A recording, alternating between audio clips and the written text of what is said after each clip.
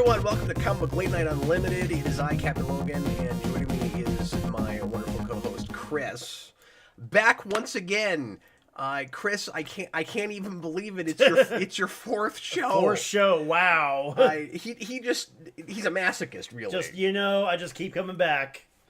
They just, every so often, they just open the gates and let me go in and just wreck the show. That's what they do. It's really the last episode of Angel on a weekly basis. Exactly. And we don't even get a puppet show before that, too. No, you don't get that. Yeah. And there's no dragon. No dragons, And even on that budget, I would take the dragon. I know, right?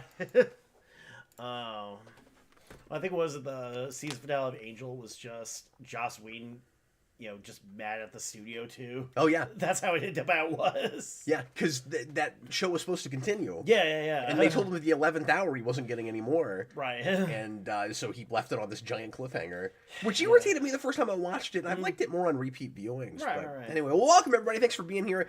Chris, thanks for sticking with us, man. No, thanks for having me. Thanks for not throwing me in the street. Keeping this going. No, of course not. I mean, it's not like we're paying you, but I appreciate you being here, and everybody marvel at Chris's amazing taco shirt. The only thing that is cooler, or depending on how you look at it, or more insane than Chris's taco shirt is what is under Chris's taco shirt. You know what's under Chris's taco shirt? Okay, yeah. You don't even believe Another taco shirt. A second taco shirt. A second taco shirt. It's just absolutely astounding. Yes. You guys know, most of you, the drill by now. We're going to talk about issues coming out tomorrow and give you a sense of what you might want to grab at your local comic book store. Chris, I've been hearing this is something that seems new to me because I've been watching a lot of comic channels lately, which I didn't used to do. A lot more have popped up since I was paying attention to current. It used to be us and a few other channels and not a lot else. And Pretty much. A lot of more collecting channels have popped up. And people that kind of engage in the speculator market or just, buy for themselves and show off what they have or do the slab thing and all of that. And so I've gotten a lot more into that. Right. And for a while I kept hearing the acronym LCS.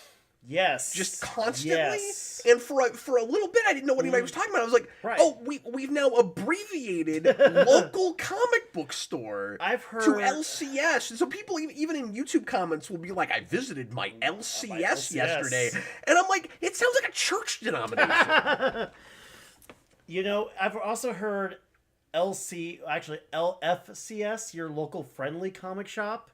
Oh, that's cutesy. True, yeah, it's true in like the TP, gaming TTRPG space too, where you have like your local gaming shop too, your local game shop, which is like LGS. So and so people say LGS. LGS, yeah. So I mean, there's again, I know we've talked before about like the spillover between those two worlds, but of course, yeah. But a lot of them, I mean, most comic shops, I mean, most of the bigger one ones, cannot live without the other. Yeah, exactly. Or at least comics cannot live without games, Yeah. or something. Games, at least as of a couple of years ago, could live without anything else. I don't know what that climate is like right now, because I've heard some horror stories about tabletop gaming companies shutting down. Yes. So I don't know if that whole industry is in bad shape, like a few years post-COVID, or what exactly is happening with that. But yeah, I mean, there's a lot of things that have kind of hurt like the indie scene, but like the big ones, like Wizards of the Coast is gonna be fine.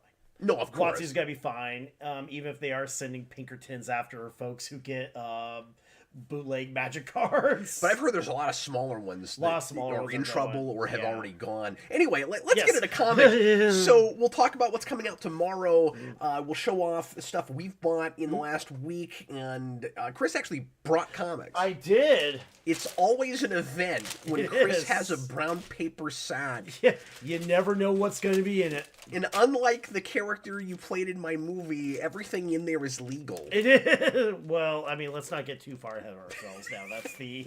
Oh, we really don't know what's in that bag. We'll show very It's going to be like Immortal Batman and then an odd baggie of white powder. And we're going to be like, I don't know. I don't want to know. Yeah, exactly. He's gotta do the show somehow, too. It's late. It's just Pez, okay? Just Pez, it's exactly. just, what flavor is white Pez? You don't need to know.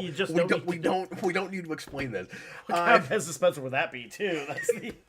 It's a genie from Aladdin, the Robin Williams Pez dispenser. A little bit later, we'll get to our cover of the week from last week. We're going to talk about an issue of a crappy Venom mini from the 90s, which is always fun.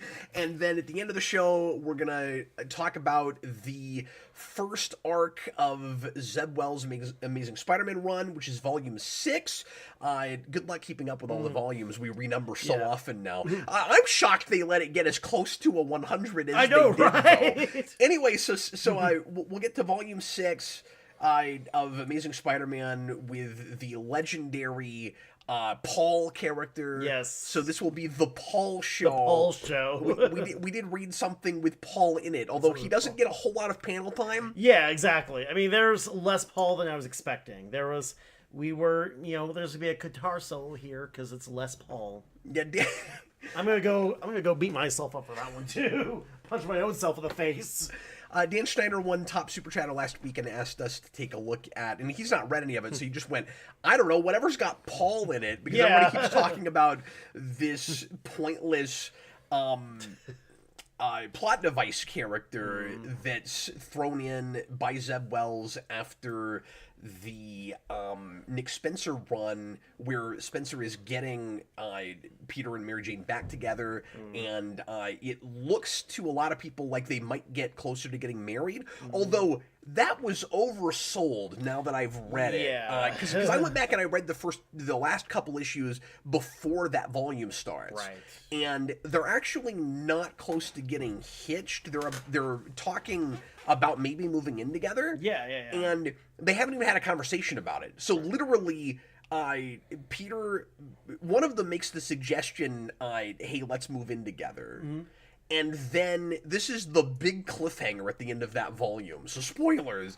But a vortex opens up, and it looks like they're maybe going to get sucked into another dimension. Right. And then Wells is going to start his ongoing after that. Right. And Wells actually wrote that. So something that was misleading to me, I kept hearing people say that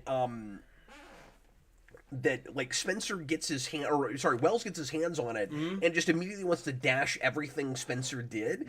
I do think it's a little bit more complicated than that. Yeah. Because Wells does write a little bit before that.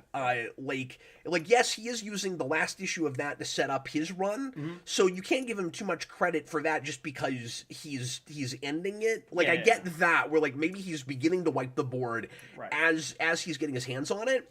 But Spencer hadn't been on the book for 20 issues. I do think it's important to note that he leaves at like, and this is all muddled in my head. I did a lot of research on this today. I spent way too much time on this.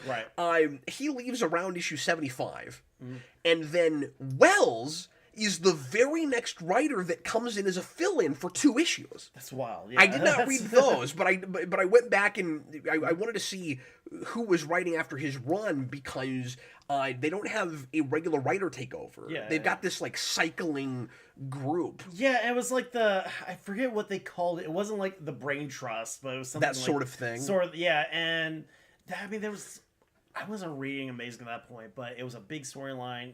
I was aware of like the big storyline with like Ben Reilly, that he was working for like some evil ominous corporation. And that basically whoever the corporation was is what they were calling like the writing team that was coming in. Is that what it was? I think so. It's like I said, I'm just doing this. I'm trying to remember the name of that thing. I forget. And I only read the last 2 issues. And I didn't love it, and I wasn't super invested in what was happening. Ben Reilly, at the end of that, gets a new suit and a new anti-hero name. And he's like,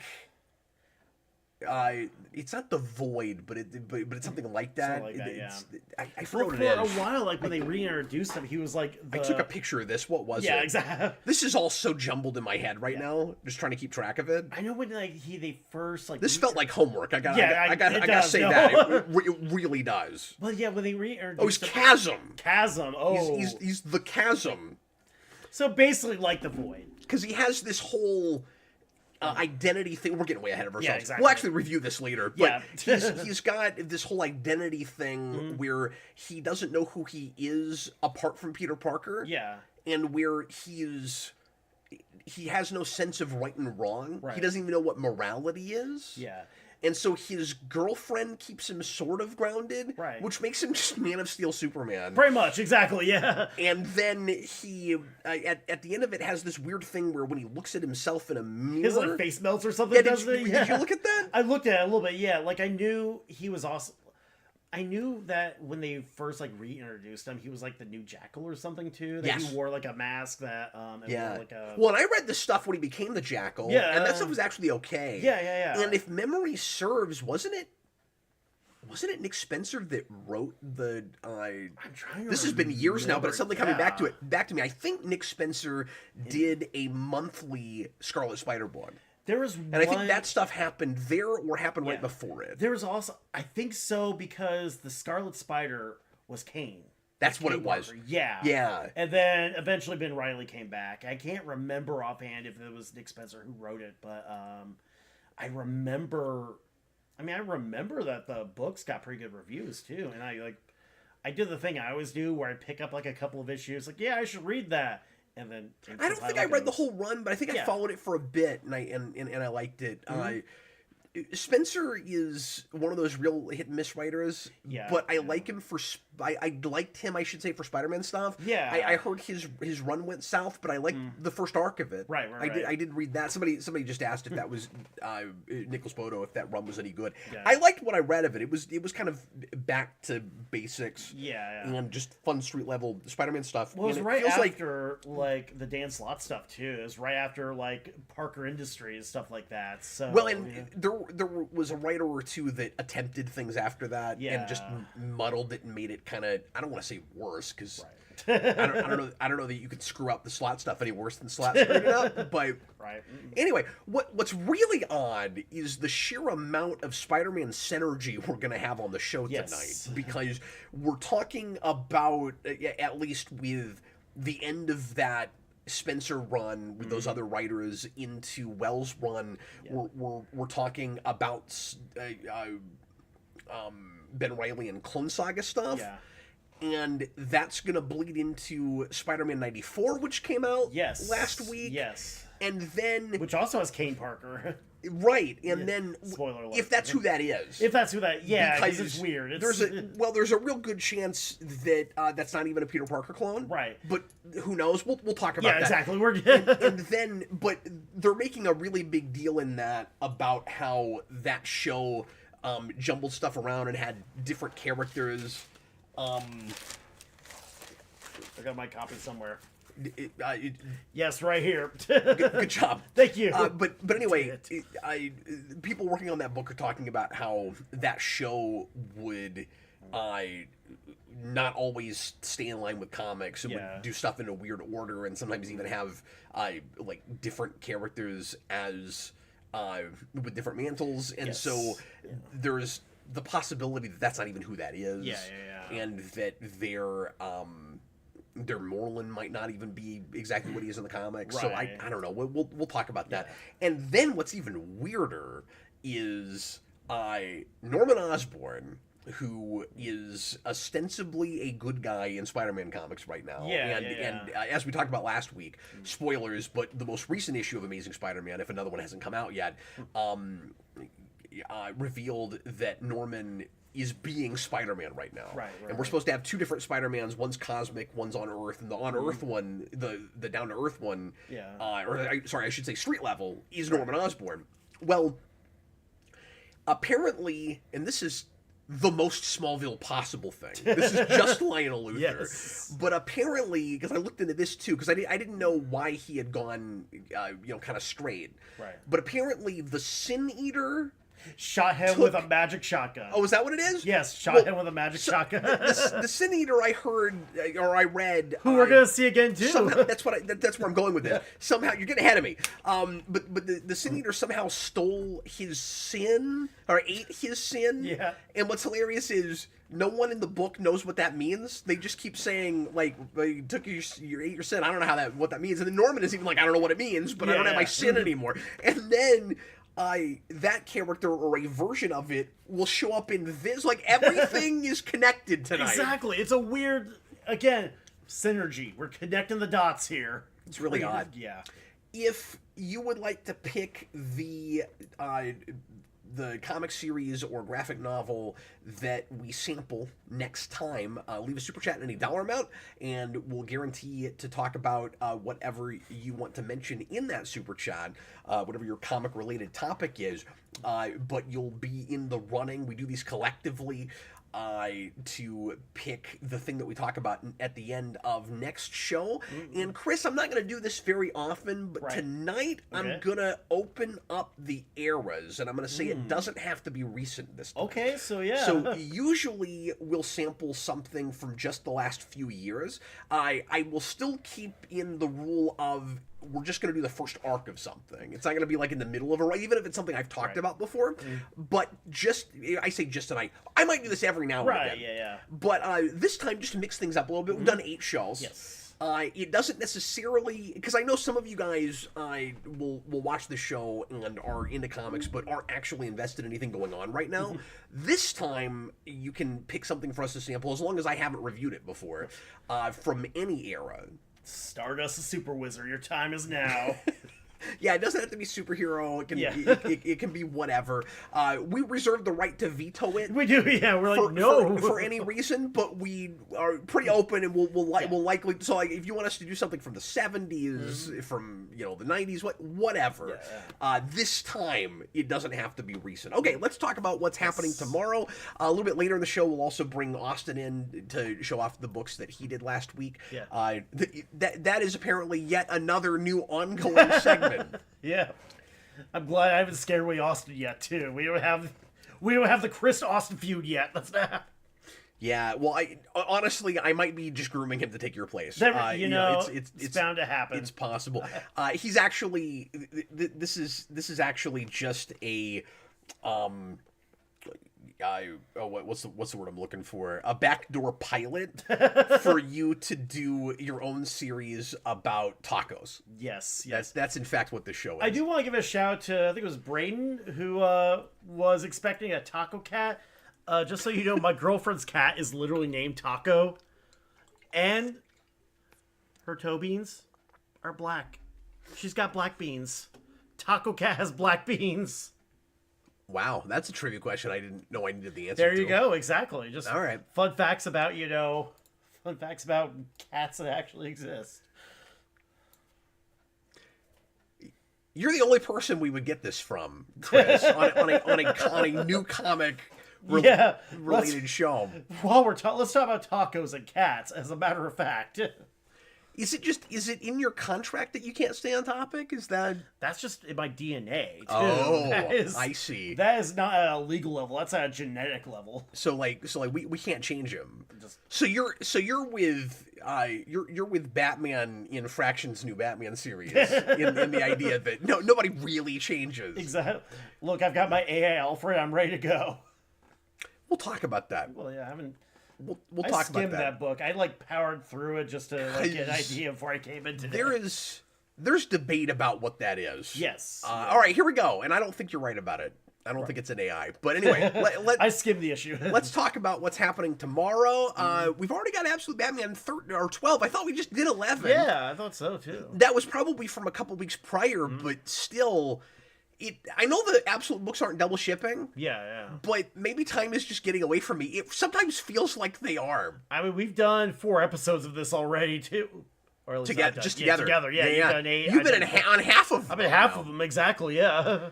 Look at Killer Croc there on the cover. That's a real good cover. They've all been really good. They really have been, yeah. You got the bat shadow in the background here. That's so freaking cool. So it's going to be exciting seeing what exactly happened to Batman at the end of that issue, and if he's going to finally fight Croc here. Because remember, we've had a big time jump, and Croc used to be one of his best friends. Yeah. Now he's finally going to have to do a showdown with him, and Yeah. I've been wondering when that's going to happen to some of his other characters, some of his other his poker friends buddies. that are that are usually Batman villains. Right. It looks like some of them are maybe in peril at the end of last issue. Yeah. So there's a lot of cliffhangery things to be excited about with Absolute Batman 12. And of course, that continues to be a book that everybody's got their eyes on. Yeah. Ultimate Wolverine 9. I don't know how we're already that far into this. Wow. I mentioned this before, but I read the first couple issues of this and actually liked it quite a bit. I haven't reviewed it. We haven't talked about it. Yeah. But I would like to catch up on that. I enjoyed what I read of that. Yeah. Transformers 24. So that is the last issue of Johnson's run. Oh, yeah. Just before Hickman's going to come on. Ooh. And I got to catch up on this book. Yeah. I mean, it's been on my list for a while. I've heard nothing but good things about it. And I've talked about it ad nauseum, so I didn't need to get back into that. But I've only read the first couple arcs. Yeah. So I haven't experienced their Megatron yet. He finally shows up just a few issues ago, I think. They staved him off for a real long time. Yeah. And then we've got... Sorry, were you going to say something? No, I was just going to talk about, like, apparently the one big thing I've heard is all the cool pro wrestling moves Optimus Prime does it. Yeah, he also gets his ass handed to him a lot. Yeah, and that's not a bad thing. It's just like with this anyway. He doesn't seem like a wimp or anything. Yeah, it's just that's how big the stakes end up being in that book. Yeah. And there also might be a little bit of a tongue-in-cheek thing with that because that's true of other Transformers things. Yeah. You know, Optimus is close to death or dead a lot. Well, you look. Anybody that grew up, anybody that was born in the 80s or has any memory of the 80s, we've had that traumatic moment. We all had that trauma that we share as a generation. R.I.P. Optimus Prime. I came to that very late. I didn't see the 86 movie until... one of our subscribers sent it to me in the mail. Really? So, Really? And I had heard about it for years, but I just didn't care about Transformers. And so it's funny, like I've been kind of like forced into it in a way, like kind of dragged along by some Transformers fans in our audience and people I've worked with in the past. Yeah. And so I've come to appreciate it finally, but I came kicking and screaming. Like I just didn't grow up with them. I mean, it's one of those things too where So I'm still a real casual fan. Right. But I can call myself almost a fan at this point. Yeah, I mean, it's one of those things too that I'm not sure like how you would come into. I mean, pretty much any of like the big A's cartoons, without having grown up with it too, without having to imagine trying to come into like He-Man from like the original cartoon. Yeah. I mean, it's a lot of those. Well, it's just like Power Rangers in that way. Yeah, But the difference with Transformers is not only has there almost always been a cartoon on. Yes. And some of them more adult friendly than others. Yes. But Transformers has had a real big comic impact, and so especially recently too. If you happen to be but even 20 years ago there was a lot of Transformers people cared about, and so like IDW had a lot of stuff people liked. If I say 20, maybe 15, but if you're an adult and paying real close attention to comics. That might have been an in for people. Yeah, because I know the IDW series got... I mean, I've heard great things about it, too. I got really in-depth with a lot of the characters, and... again, like, a lot of that stuff is on my list, and, like, I grew up with a lot of that, and I haven't gone back to a lot of the recent stuff, but even though I know I should, even though I've heard nothing but great things about it, so... It's on my list! Let's keep rolling here. Let's keep rolling. So, One World Under Doom, number 7. Here's an event nobody cares about. Literally, nobody seems to be buying this. Yeah, and it's about... It started with Dr. Doom fighting vampires. So, I mean, it should be my jam. It feels, well, I don't know if it's any good or not. I haven't looked at it. It just sounds real. Been there, done that. Yeah, isn't it another just Doctor Doom like is recreating the universe story, or at least or at least takes over the world too. Yeah. And we had that like 10 years ago, a Secret War. Which was really good. Yeah, which was really good. And so again, like I haven't heard too much of what really sets it apart. I haven't heard too much of like what's actually going on. it's kind of just in the background. Well, it's Ryan North, who I've not had enough experience with. I hear mixed things on him. Yeah. It's like, I'm liking his Crypto series, but that's not indicative of what he would do with a giant event. Right. Like, that's a simple story about a dog trying to find his way on Earth after his planet exploded. Yeah. I got nothing to go on with that. Yeah. And I know he's doing one of the Energon books, isn't he? I don't even know Maybe, what. Yeah, I know he's done. He did. I mean, I've liked a lot of his Fantastic Four stuff. Like I said, those first couple issues. Oh, see, I've heard mixed things about that too, but the I haven't first, read it. I mean, at least the first, because I know later on it dips and there's peaks and valleys, but like that first issue I thought was very strong, and especially it was a nice. I know we talked about this before, like a big high concept that you want from the Fantastic Four, and then like from there, I mean, there's a Doctor Doom dinosaur. I mean, that's something. But see, that just sounds like Marvel right now. Yeah, that just sounds like Marvel. It's but just how much like cartoony, goofy stuff can we throw at the wall? Yeah. And with a big event like that, you want a little bit more. Well, I'm just trying to say you want something a little bit more serious than that. And so, like I said, I haven't followed the book regularly since that first the first few issues, but at least it started off of strong. What are we talking about? Oh, Fantastic. Oh, Fantastic Four. Yeah. Sorry, I'm getting ahead. But I thought you're okay. So I thought when you said Doom with a dinosaur, that was in One World Under. Are you talking about Fantastic Four? No, just Fantastic Four. Four. Oh, never mind. Okay. Yeah, but so. But who knows? North might be doing that kind of crap in that book too. Like I mean, look, the man started his career with dinosaurs, so. But you just want something a little bit more weighty, and you want your villain to be intimidating, and maybe he is. I don't know. And there's been some cool covers with that. Yeah. But with Marvel, it seems like that's been the point of a lot of stuff. Right. Is like I've talked a lot lately about the medium being more about collectibles than about actual stories. Yeah. And it feels like Marvel is doing that to the nth degree and almost intentionally. Yeah. And I really had that feeling reading the Spider-Man stuff we're going to talk about later. I can see that too, yeah. Because there's some okay stuff in there, and I didn't overall hate it. Yeah. Some of the Tombstone stuff I actually kind of dug. Oh, same, yeah. We'll talk about that later. So it's good and bad before it's bad. Yeah, exactly. But if I was buying that stuff in singles, I would be pissed off. Right. I would. Right. You were talking before the show about how you couldn't bring yourself to be angry about it because it's after the fact. Yes. And we're reading it digitally. Yeah. Well, we can read it all at once. We're not having to pay for it issue to issue. Right. If on a monthly basis I'm buying that book at $4 or $5 a pop, Chris, and you're a little bit more invested, getting anywhere. Yeah. Well, that's the thing is that first. Again, we will actually review this we later. will, yeah. But the first 5-issue arc we read, or 6, I guess, is a story that you could do in 3. Yes. Is the first thing. Yeah. And the second thing is we do this 6-month time skip, and I'm waiting to find out what in the world Peter did that made Mary Jane leave him. Yeah. And I'm just strung along forever. Strung along. And I'm not even all that curious about it. It's just I need to know what happened to really be at all invested in the story. Yeah. And so you're making me pay $40 for those 8 issues. Yeah. See, if I'm buying it month to month, well, I'm waiting around to find out the thing that my protagonist isn't telling me just to string me along. There's no reason he shouldn't be talking about it. It's just to have, like, that's not how you do a mystery. And that's right? Yeah, and that's a hacky writing trick too, where you want to seem smarter than your audience, so you purposely hide information. And it's and there's a way to do that clever. But let me finish this point. Sorry, $40, and I don't have the information yet. Yeah. I also don't even know it now. Yeah. And I don't know how many more issues it's going to take. I read 2 past what we were supposed to, and I still don't know. Yeah. So I spent a stupid amount of my day-to-day trying to figure out this Paul thing. I'm going to have to read the whole damn run. Yeah. I'm not interested. Anyway. Yeah. Other things happening tomorrow. I love how, like, it's funny because, like, before this we were talking about, like, people want us to talk about Paul. I don't think we got anything to talk about. And then, like, the longer we go on, the longer we think about, like, all right, look, we got stuff to say.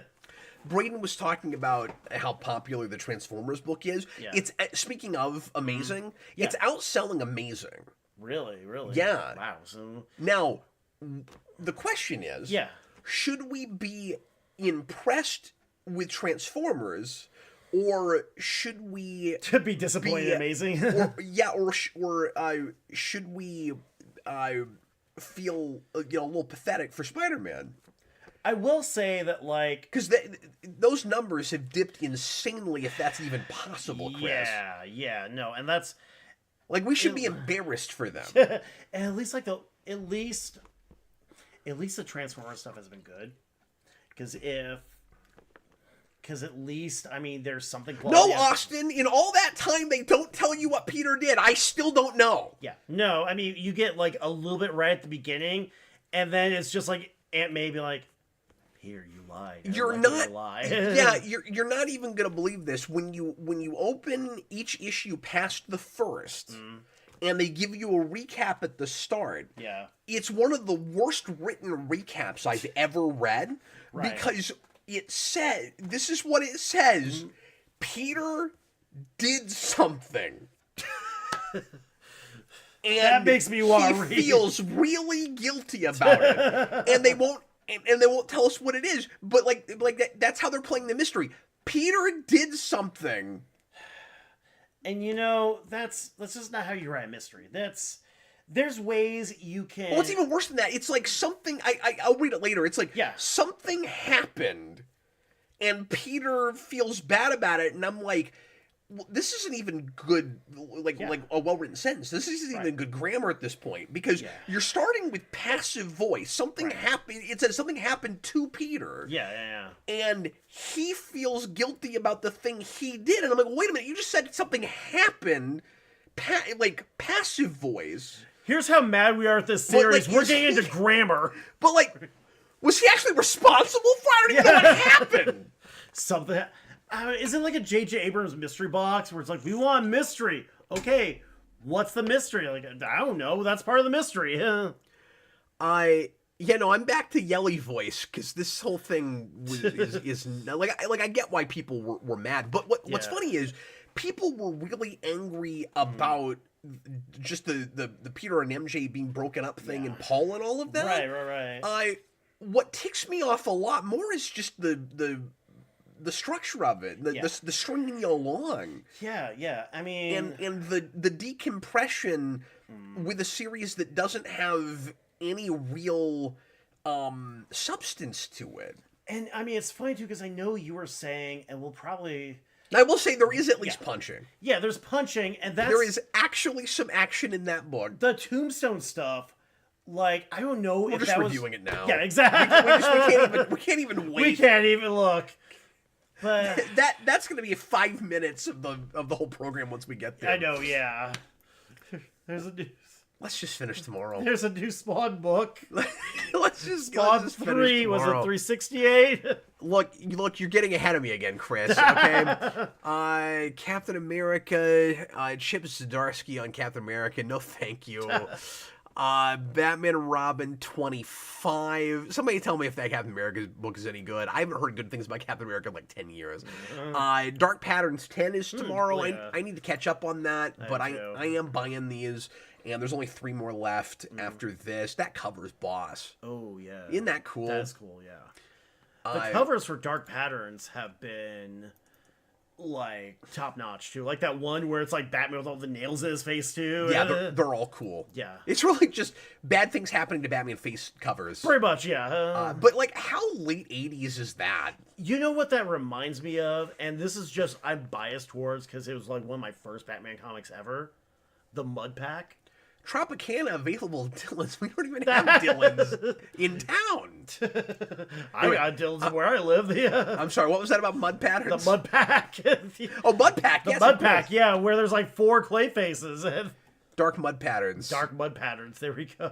But yeah, I've been really impressed with Dan Waters on that book. Exceptional X-Men 13. Once again, not hearing great things about X books. But we've allowed Punisher to finally get a book again. I wonder if there's any of those damn Punisher cops in that series. He at least looks like the Punisher. So I wonder how long it will be before the Jason Aaron origin is retconned, because everybody's really angry about that. Oh, I haven't heard about the Jason Aaron origin. Yeah, he apparently, and again, this is all hearsay. I didn't read it, but what I have heard, and somebody correct me in the comments if I'm wrong about this, is that Jason Aaron came in and changed the origin, or added this new wrinkle, where Frank Castle was apparently a psychopath before his family was killed, and he was already like a murdering nutcase before that, and not even like just overseas, younger, like as a kid, he was like a murdering psychopath. This is what I have heard. I mean, that's kind of what like Garth Ennis did with like Bourne a little bit too, like where you had.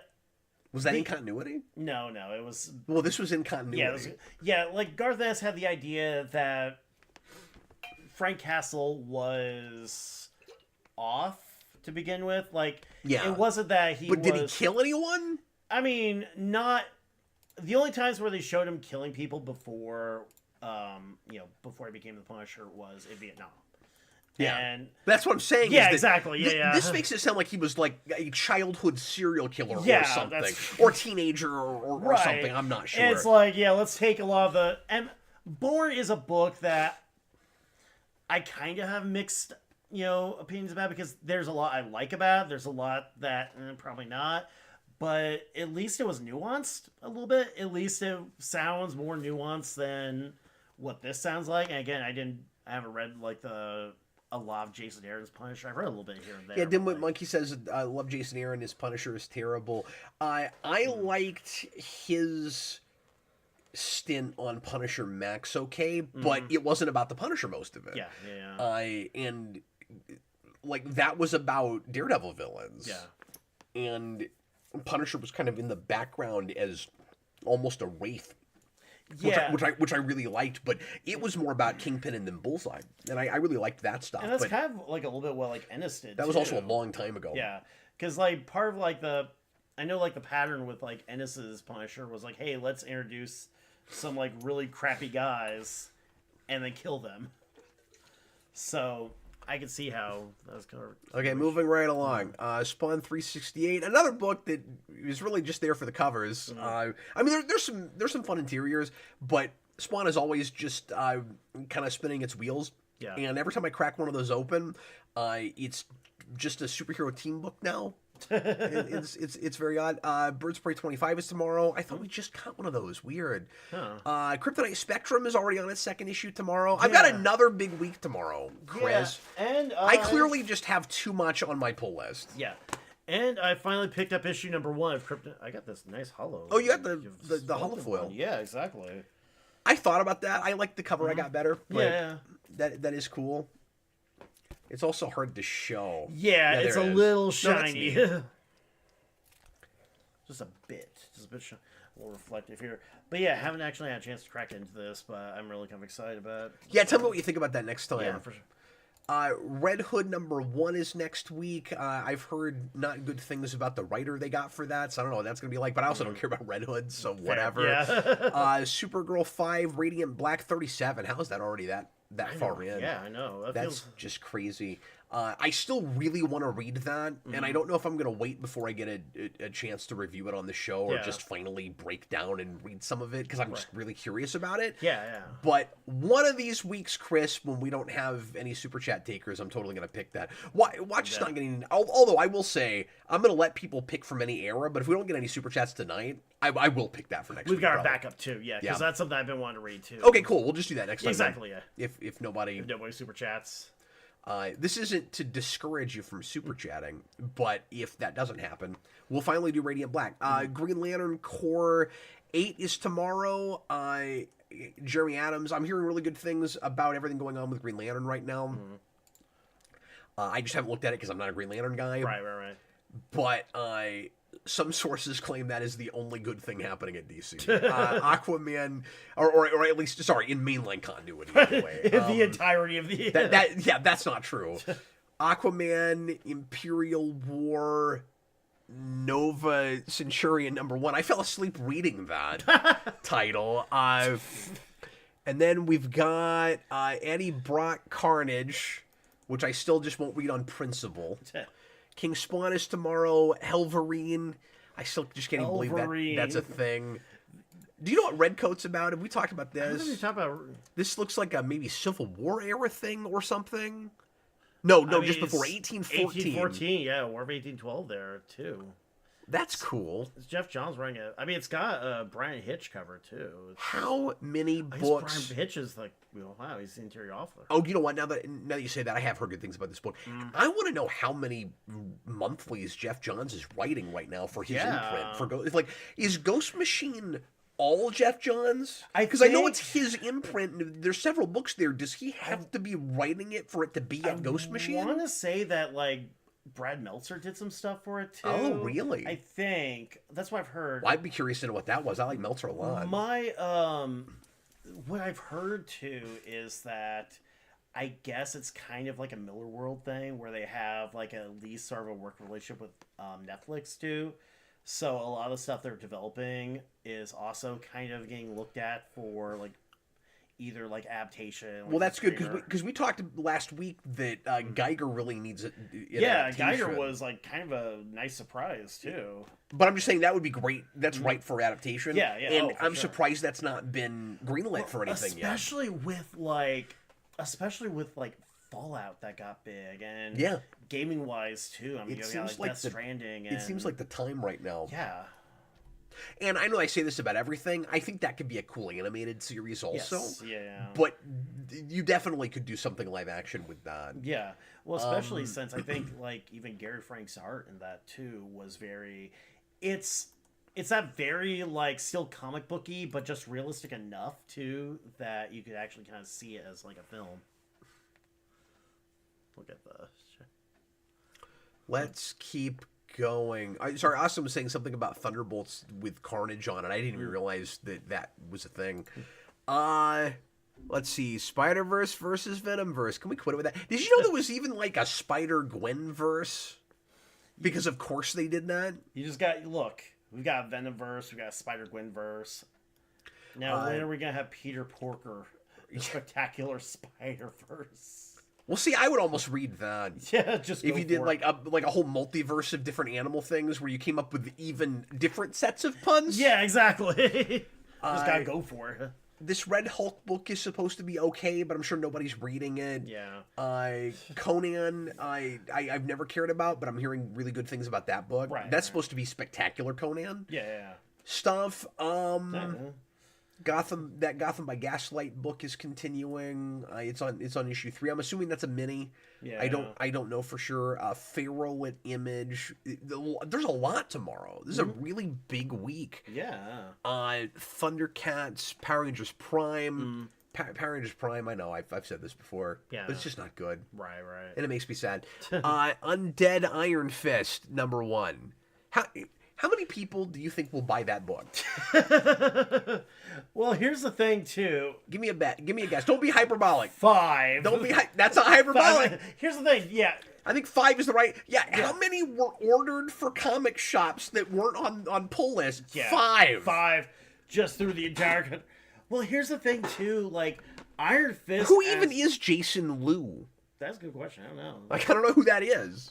Here's the thing, Iron Fist was done 0 favors by the Netflix series. Well, no, I know. Yeah, that's true. But Iron Fist has never sold super well. Never really sold super well. So, you guys don't have hardly anything anybody cares about, and you're still greenlighting books like that? Usually, who cares? Iron Fist is only really, popular when it's with Luke Cage. I mean, if you have, a good Heroes for Hire book, that might sell some numbers, but, Oh, there's a... I feel like this is the 15th time we've had something called Edge of Venomverse. I don't understand. Death to the Venomverse. Amen. Death to the Venomverse. Return to the Venomverse. We're just saying things. I liked I like we're the in a Spider-Verse weird movie. Yeah, we're in a weird future, folks. we really are. And I liked the Spider-Verse movies quite a bit, but like, man, you don't need a Venom verse. You just don't. But those work despite the dumbness of the concept. Yeah. Like, despite it, not because of it. Well, even like Space Ghost is tomorrow. Well, even like Dan Slott was like, "No, these movies are better than my book." Well, that's the most self-aware I've ever heard Dan Slott be.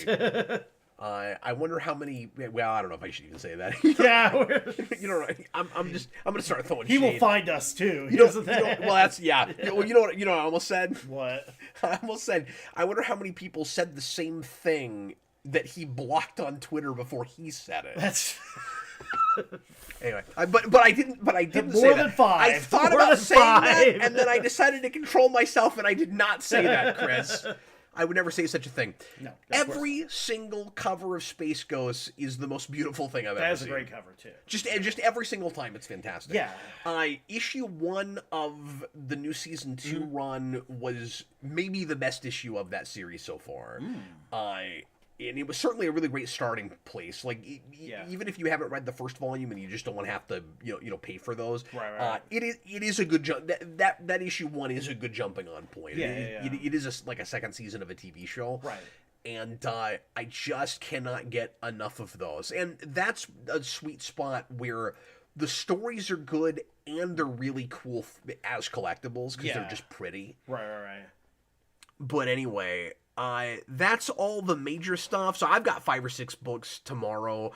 Nothing I'm seeing that I don't already have on my pull list that I've got to have tomorrow. But Farmhand's coming back. what is that? So it's a horror series about like a farmer. I've only read like a couple issues, but the concept I thought was kind of interesting. It's about like a farmer that grows like limbs. Oh. So yeah, if you like lose your arm, That sounds horrifying. Yeah, it kind of is. So he's like a genetic engineering farmer? Very much, yeah. But he grows it like on land? Yeah. Like out on... Oh. Yeah. I mean, that's why it's called Farmhand, because it's a farm with hands. Oh, that sounds creepy. Yeah. It must be very bloody. Oh yeah, it is, for sure. It's, like I said, I've read a little bit, but not like a whole lot, but it's just one of those that... conceptually, it's like I'm just glad this exists. Yeah. Just something that's weird and different and kind of gross. Crazy. Yeah. So I know we talk a lot about how creatively bankrupt Marvel is. Right. But one of their only ideas lately has been like a character that kills the Marvel Universe. Yes. Now they're getting even more generalized with it, where they have a book called It Killed Everyone But Me. Oh, that's a Mad Cave. Oh, that's not even Marvel. That's not even Marvel, no. Sorry, my eyes don't work. I thought Yeah. okay. Well, I thought that was a Marvel thing, and I thought that was just Marvel doing that again. You know what? I would be impressed. So that actually might be something cool. I don't know. Yeah, Mad Cave. Oh, it's Ryan Perot. Oh, nice. You know what? I'm not even a big horror guy. But this is the quickest I've turned around on anything. I thought this was just Marvel. Yeah. All I want to do is make fun of Marvel right now. Anyway, Ryan Perot was Go-Go Power Rangers, and he wrote after that like both Power Rangers books happening simultaneously. Right. He's a spectacular comic writer. Yeah. And I would try that out. I don't know if I'll buy it, but I would read that just based on the creative team. That's Mad awesome. Cave is a publisher that does a lot of like really weird, really interesting stuff. Yeah, like I don't even know who they actually do that company. Yeah, they actually do a talent search every year, which I'm mad at myself because I forgot to enter into. But oh, Chris, do it next time. I know, but yeah, they're really good about promoting new talent, and they had I think it was a book called Nottingham, which was basically like ye old police procedural about the sheriff of Nottingham. And I think like one issue he was like after Jack the Ripper or something like that. I forget. That's cool. Yeah, I don't think it was Jack the Ripper, but it was something like that too. But so they've done like interesting stuff. Oh, and apparently they're getting licenses too because they have Racer X. Oh wow. But that's very strange because I thought Dynamite had Speed Racer, but maybe not. It might be like one of those weird. I guess not. Yeah. I guess Mad Cave has it. I didn't even know what this was before now. It's a Mark Russell book too, and a lot of his stuff I've really. Interesting. Yeah, Mark Russell will do like the weirdest stuff that shouldn't work, but like kind of is just intriguing. Yeah. Like, there's no way his Flintstones book should have like existed in the first place. Yeah, I read the Jetsons one. I didn't read the Flintstones one. Yeah, I mean the Flintstones one, it started with like, well, back in like the Honeymooners, that's inspiration for the Flintstones, and everybody was like a veteran. Everybody served in World War II, so it would make sense that Fred Flintstone fought in the war. Oh, is that what they did with it? Yeah, and I should finally read that. That art looked interesting. Yeah, no, I mean it was weird. It was one of those that you're reading, and it's like, am I actually reading this? Why am I still reading this?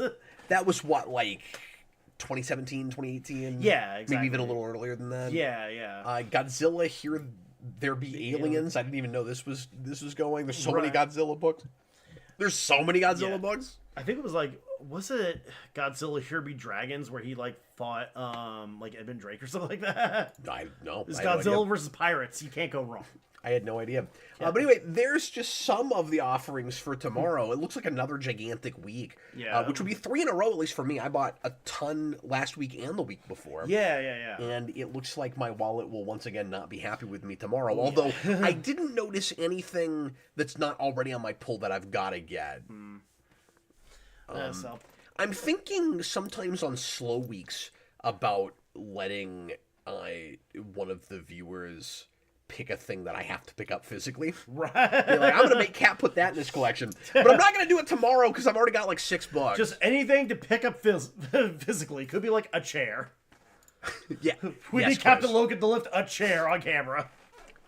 We've got super chats. Hey. So once again, I'm not going to be reading Radiant Black next week. Dan Schneider, thank you for the super chat, man. $5. He says Dan slotted a Twitter thread responding to a YouTuber's review of his run and bullied him into apologizing for misrepresenting certain elements. Yeah, that's famous now. Yeah.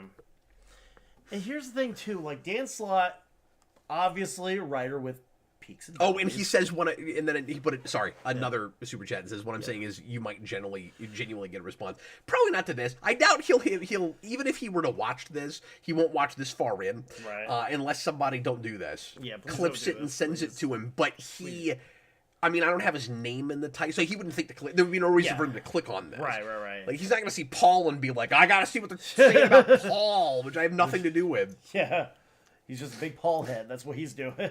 But still, I can connect everything that's coming up tonight because Dan Slott wrote the backup feature in this. It's all just weird kismet this evening. Yeah. I don't know what's happening. R.I.P. Tarantula. Braden Atkinson, Nicholas Bodo heard good things about Flintstones back in the day. Austin says here there be Aliens sequel to Here There Be Dragons. Yeah, that's what I was wondering too. Just titles. Mm-hmm.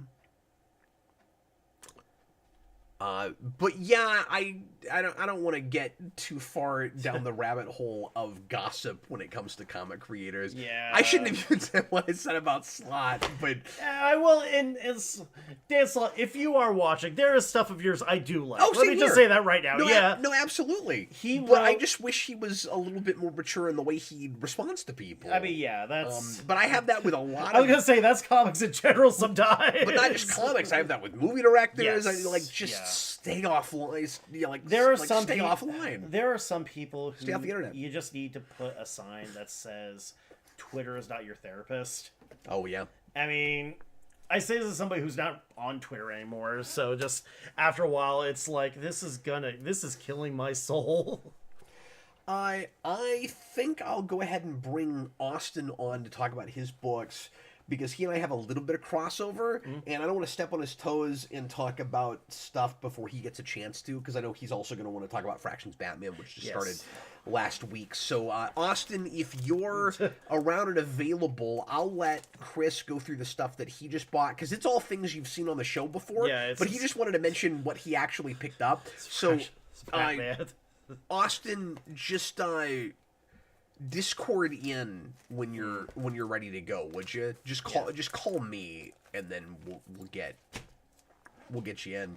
But in the meantime, Chris, why don't you just go ahead and show everybody all the catch up you're doing? Basically, yeah, because look, it's Batman as a Power Ranger. Tokusatsu Batman, I'm there. That I should have been there last week, but I wasn't. But I am now. You'll not be disappointed with that. I even just like flipping through it too. I mean, the art's great. I know, and it's even very like pretty. the designs. I love the costume designs of like Dick Grayson and Tim Drake too. And I haven't even had a chance to really flip through Superman yet too. Just and I think, is this signed? No, it's not. I was like looking. It's like, did I get a signed copy on it? No, I don't think you did. Probably not. No, but that will very much be your thing, I think, though. Yeah, and especially because like, God, Austin, hurry up, or I'm gonna have to listen to Chris ramble on about books he hasn't.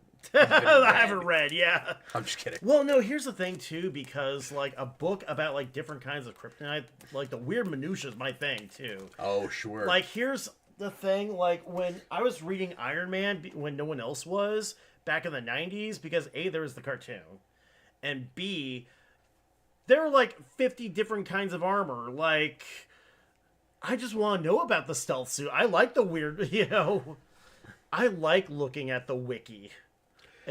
Dan Schneider Slot, I believe, has some really liked Batman comics from the early 2000s. One of them is essentially Oz, but in Arkham Asylum. I've not read that.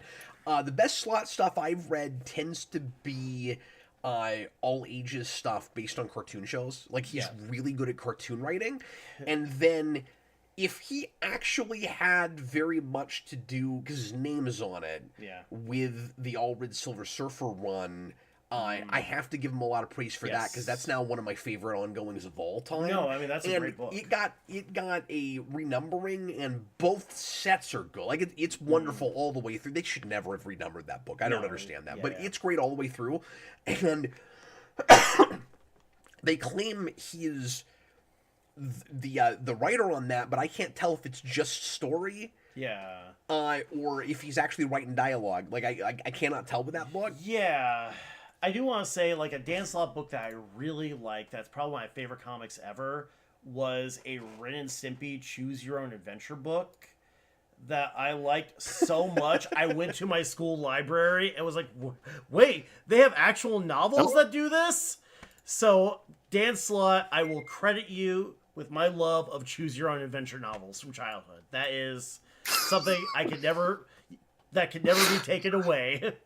Austin, we'll be with you in just a minute, man. Why don't you finish your books, and then we'll get into Austin's stuff. Yeah, basically just that. The last one I have is, of course, something we will probably talk about later with Spider-Man 94. And, of course, spoiler alert, I have to find here. That's gotta be Kane! Yeah.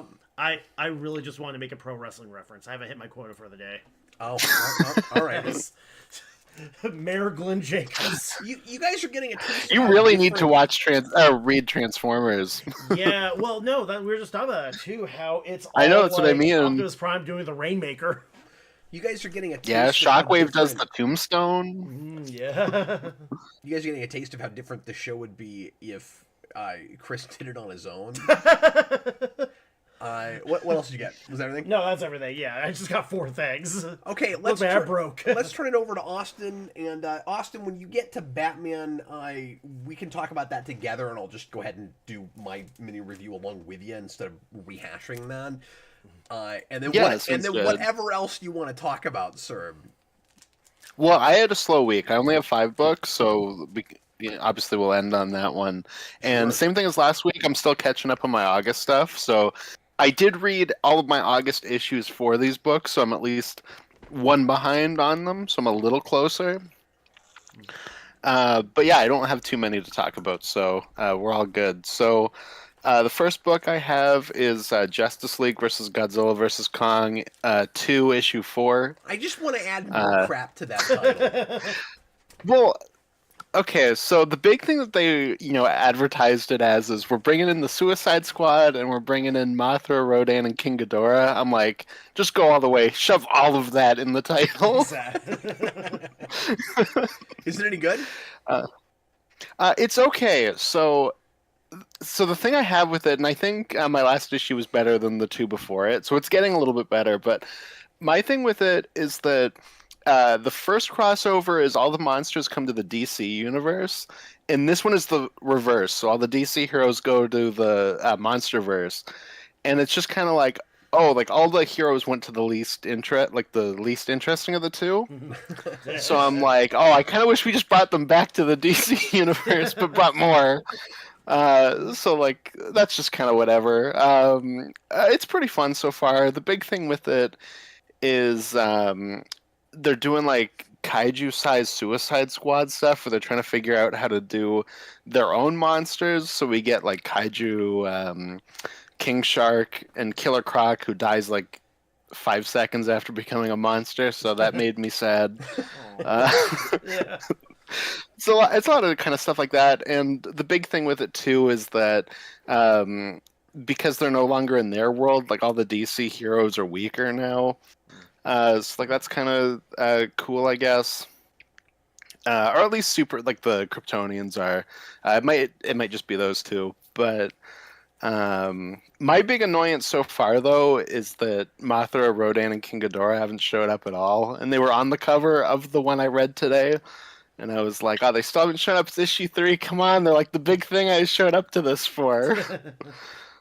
So I hope that picks up a little bit more. But it's definitely not as cool as the first one. And it's definitely got some like formula stuff. Like the big thing with the first book is like the big grounding thing in it is that Superman wants to propose to Lois Lane. The big one with the second book is that the Flash just married Iris, and she doesn't know that he's the Flash yet, so it's still kind of like a married like thing going on that's kind of grounding it, where all the heroes are like, we don't want you to get in trouble because, like, you know, if you get hurt here, you know, like there's this person you're going home to. So it's kind of like a formulaic thing between both of them It's now. kind of an odd choice. Yeah, I thought it was cool in Superman. It's like whatever in Flash, with Flash in this one, it's okay. But yeah, that's that book. I think we're pulling up. What issue was that you say? Issue 4. Or yeah, issue 4 is the newest one. Yeah, that's what I picked up last week. It's a pretty cool It's cover, it's just a title that rolls off the tongue. Oh, it's annoying because like I have a note sheet on my phone, and it'll be, you know, like, I don't know, Absolute Batman 10, you know, Absolute Superman 11, whatever. And then with that one, it's, you know, Justice League versus Godzilla versus Kong 2, ... 4. I mean, you could just say DC Godzilla. You'd know what you were talking about. It's the only one. I'm too autistic for that. I have to have the full title, or else I'll get annoyed when I see it. I shouldn't say sir. autistic. I'm too OCD about that. I respect that, That sir. I will get annoyed at myself. As we just if I put the see additions that. too, like I want JLVGVG. 100%. I could have put JL versus Godzilla too. No, it's got to be the full title. He's gonna go to his LCS Go and to go pick up LCS. JLVGK2. JLVGVK2. Come on now, Cap. We can't abbreviate this. Forgetting Kong. Look, I've got no dog in this. I'm not buying that book. Austin, what else did you get? Yeah, I got Absolute Green Lantern issue 6. It's still, I would say, probably the weakest of the Absolute books for me, but some of the mythology in the last issue I read, which was 5, was pretty cool, and I'm guessing that 6 kind of wraps up what we're doing, because it kind of sets that up. So I'm interested to see that, but the one I read today was like the big fight between Green Lantern and Black Hand. They also kind of imply that Abin Sur isn't a person, it's like a group of people. Like, it's almost like they're the Guardians, where they talk about it like, oh, you know, like an Abin Sur has been, you know, sent to this place. But I could be wrong, like maybe I'm just misreading it, but that's kind of how it played to me. That seems like a pretty cool idea too, just having like the idea of Abin Sur. Mm-hmm. Kind of like he's crazy in that. Kind of like He's, how like, Arc-M huge. isn't one place but a bunch of black sites. Yeah. Yeah, exactly. But yeah, because Evan Stewart's whole thing in that is he like lands in the small town to like provide judgment, and like even the Green Lantern thing, it like explodes from him. Like it's kind of hard to explain. The actual Green Lantern ring, it's like his energy goes into, uh, was it Joe Mullen, whatever her name is, her wedding ring, and like that's the Green Lantern ring. One of the things they do in this issue too is that. Yeah, and they like flash back to her. I guess she had like a failed marriage, and uh, her husband is like, "Oh, remember your vows to me when we got married? You vowed to stay with me through like brightest day and darkest night or blackest night." And I'm like, "Oh, so they're like reinterpreting the Green Lantern vows into her wedding vows? Like that's interesting." Yeah. Which But sounds yeah, a little it's cutesy, but I guess it's cool if the ring is a wedding ring. Like, yeah, I like reading it. I'm like, that could be too cutesy, but it worked for me in the moment. So I don't know. I've been like, Oh, I've been kind of like trying. Green Lantern, Absolute Green Lantern is a book I've heard like nothing about. yeah, I don't know anybody Yeah. else reading that we besides lost? Austin. Yeah, so I'm curious about because Nope. is that the Somebody's gonna pick it. somebody's gonna It's pick the it? Yeah, one exactly. absolute book we've not done yet. Well- Somebody's gonna pick it. Well, when we did Absolute Flash too, I mean they were like, yeah, it's Did either you say that we or reviewed the obsolete Flash. the Obsolete Flash. That mean, Flash look- sucks. He's so obsolete. So obsolete. I don't know. I've read some I've Flash read some comics Obsolete Flash that seem like they yes. were in obsolete runs. It's like, Mhm. Yeah, look, exactly. His name's Barry Allen, right? The obsolete Barry Allen. The absolute. The Obsolete Flash. That's the obsolete Flash. That's still not dumber than Superior Spider-Man. I'm sorry. What? Fair. If somebody's reading Yeah, like, exactly. the book and being like, I want Wally. This is Barry. I don't know what are you guys doing. He's obsolete. He's obsolete. What else did you Yeah. get, Austin? What else did I get? Let's see. I got Absolute Superman number 11. That cover, by the way, out of these books, is probably my favorite. That's a really cool one. And Oh wow. the issue before it, issue 10, I will it probably kind have of to get my played hands like, on that one. Yeah. yeah, it's a really neat one. Somehow that one I overlooked, and I bought the big like first Brainiac cover Yeah. because it was just gorgeous, and this one I've also got to have. Yeah, we've talked about this book. I'll say with it, Yeah. with this one is the end twist of 10 is really cool, and something where I was like, oh, I should have called this like from the beginning, like, of course. But I'm really intrigued to see what 11's like, because, oh man, I got to catch and up just on to see that. more Brainiac. Yeah, exactly. Yeah, Superman's of the Absolute books, like Green Lantern's the one I know like next to nothing about. Superman's one I popped in for a little bit, thought, oh, this is cool, and then like Absolute Batman hit, Absolute Wonder Woman, Absolute Martian Manhunter, and it just kind of got lost in the shuffle a little bit, so I need to catch up. So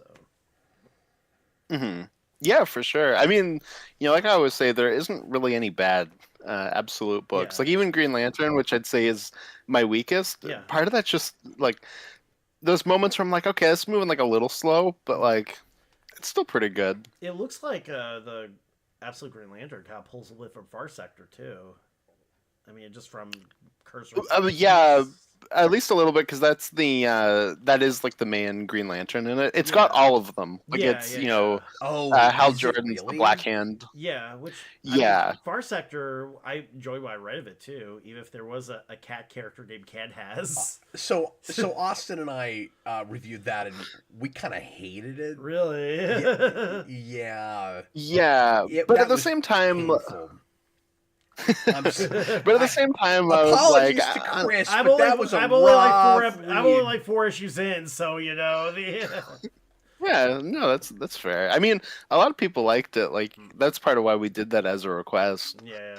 But No, I was No, it was curious about interesting. it, and then I was bored to tears. that's also, I think, one of the first compound. Is that what it's called, or compact? Whatever it is. I think it was like one of the first ones of It those was. in It that was- new line. Yeah. Yeah. Oh, yeah. But yeah, because one of the things that was really interesting to me from the beginning is that it has like all the big Green Lanterns just as people in this town. So I'm like, oh, she's not necessarily the one that's going to become Green Lantern. Like this could go anyway. And so far, it's just her. Like Hal Jordan becomes Black Hand, and I don't know what they're doing with Jon Stewart and Guy weird, yet, yeah. but we'll see. If there's Yeah. any, and I don't want to say mandate, but if there's any like major idea that's running through most of these, it's group together a bunch of characters you're familiar with already before they become the villains or heroes they're supposed to be. Yeah. And sometimes even as they are already in the case of the Rogues with Flash, but like we like to with those kind of jump ahead and not take too long to get to the big supporting cast. It's like, let's open with all the with a lot of the Batman villains. Let's open with all the Rogues. Yeah. Have them all like a big. Yeah, no, exactly.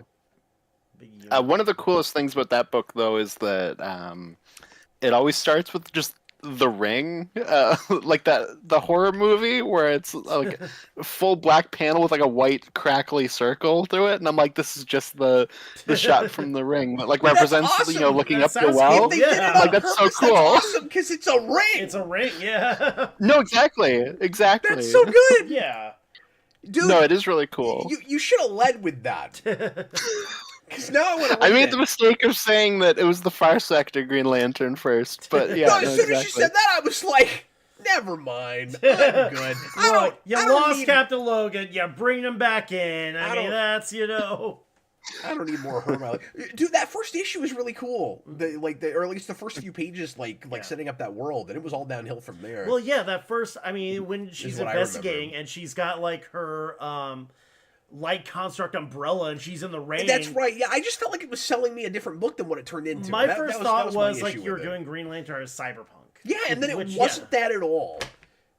Yeah, and that's something I can give this is like it doesn't have that bait and switch. Like this is Green Lantern by the way of like a Stephen King, and it's got like that kind of under the dome thing at the beginning where they're like put in a Green Lantern dome Which is to be interesting, judged as a Austin, 'cause town. that's what I've been sort of imagining the Lantern Show to be. Oh, okay, sure, yeah. I can see that. I've been imagining that as is like a more horror bent Green Lantern show. I don't know if it will be. But Yeah. just the way they keep talking about it. Yeah. I imagine so because they keep talking about True Detective, and that's like nice. got like a horror bent to it. Uh, And the the- big thing that you see in that book, like first, is like the Green Lantern logo, like the circle with the two lines. It like crashes down on a on the small town, like it's like an alien ship that's landed. Nice. Dan Yeah, Schneider it's pretty says, cool. "What the hell is their absolute Green Arrow going to be?" I'll make a prediction and say that he will have a robot arm from the start. Yeah, I think we have images of him, and Oh, do I'd have to look at it. Oh, I didn't I know think that. so because Yeah. they put out that little promo of like we're making Green Lantern. They made that of Green Arrow, so I think we've seen his design, Oh, but I'd have to go back and look at it. It might just be like his head. But I could I don't really know. see them going to the Dark Knight Returns thing and just starting him with a robot arm. Yeah, I mean it's possible. Yeah. Just have nowhere be like, yeah, it's 1980s future Green Lantern now. Good Green Arrow now. What else did you want to talk about, Austin?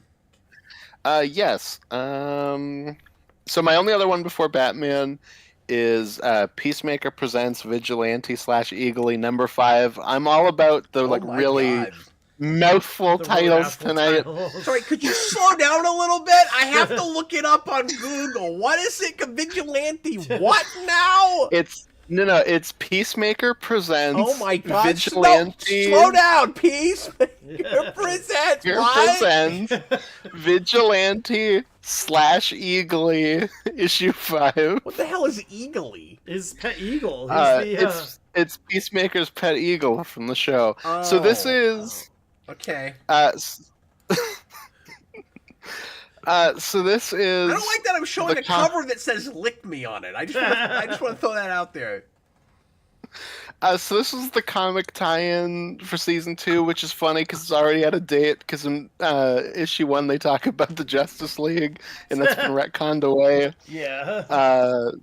So I basically only picked up this book initially because they put out a promo for issue 1, and it had Peacemaker fighting was like Velociraptor Hitlers, and I was like, well, Sold. I have to read that on principle. Well, I if need to know what that looks in the like. first issue, I will buy that just on principle. Who's writing? It's only in one scene at the beginning, so yeah, I was a little disappointed by that. It's all we need. We just go to the shop and rip out the first issue. Like, how much for this? Can I have just this Yeah, page? exactly. Page. Who's writing this book, too? So it's split in half. There's 2 stories. I know Tim Seeley is doing one of them. I can't remember which one he's doing. He might be doing Vigilante. Because I know there was that that Peacemaker book that came out in the first season that had Kyle Starks. And I think that's was it Rides Hard? Yeah, like goes hard, or tries hard. Yeah. Yeah. Yes. Which, I picked up the first couple issues of. I mean, it was fun.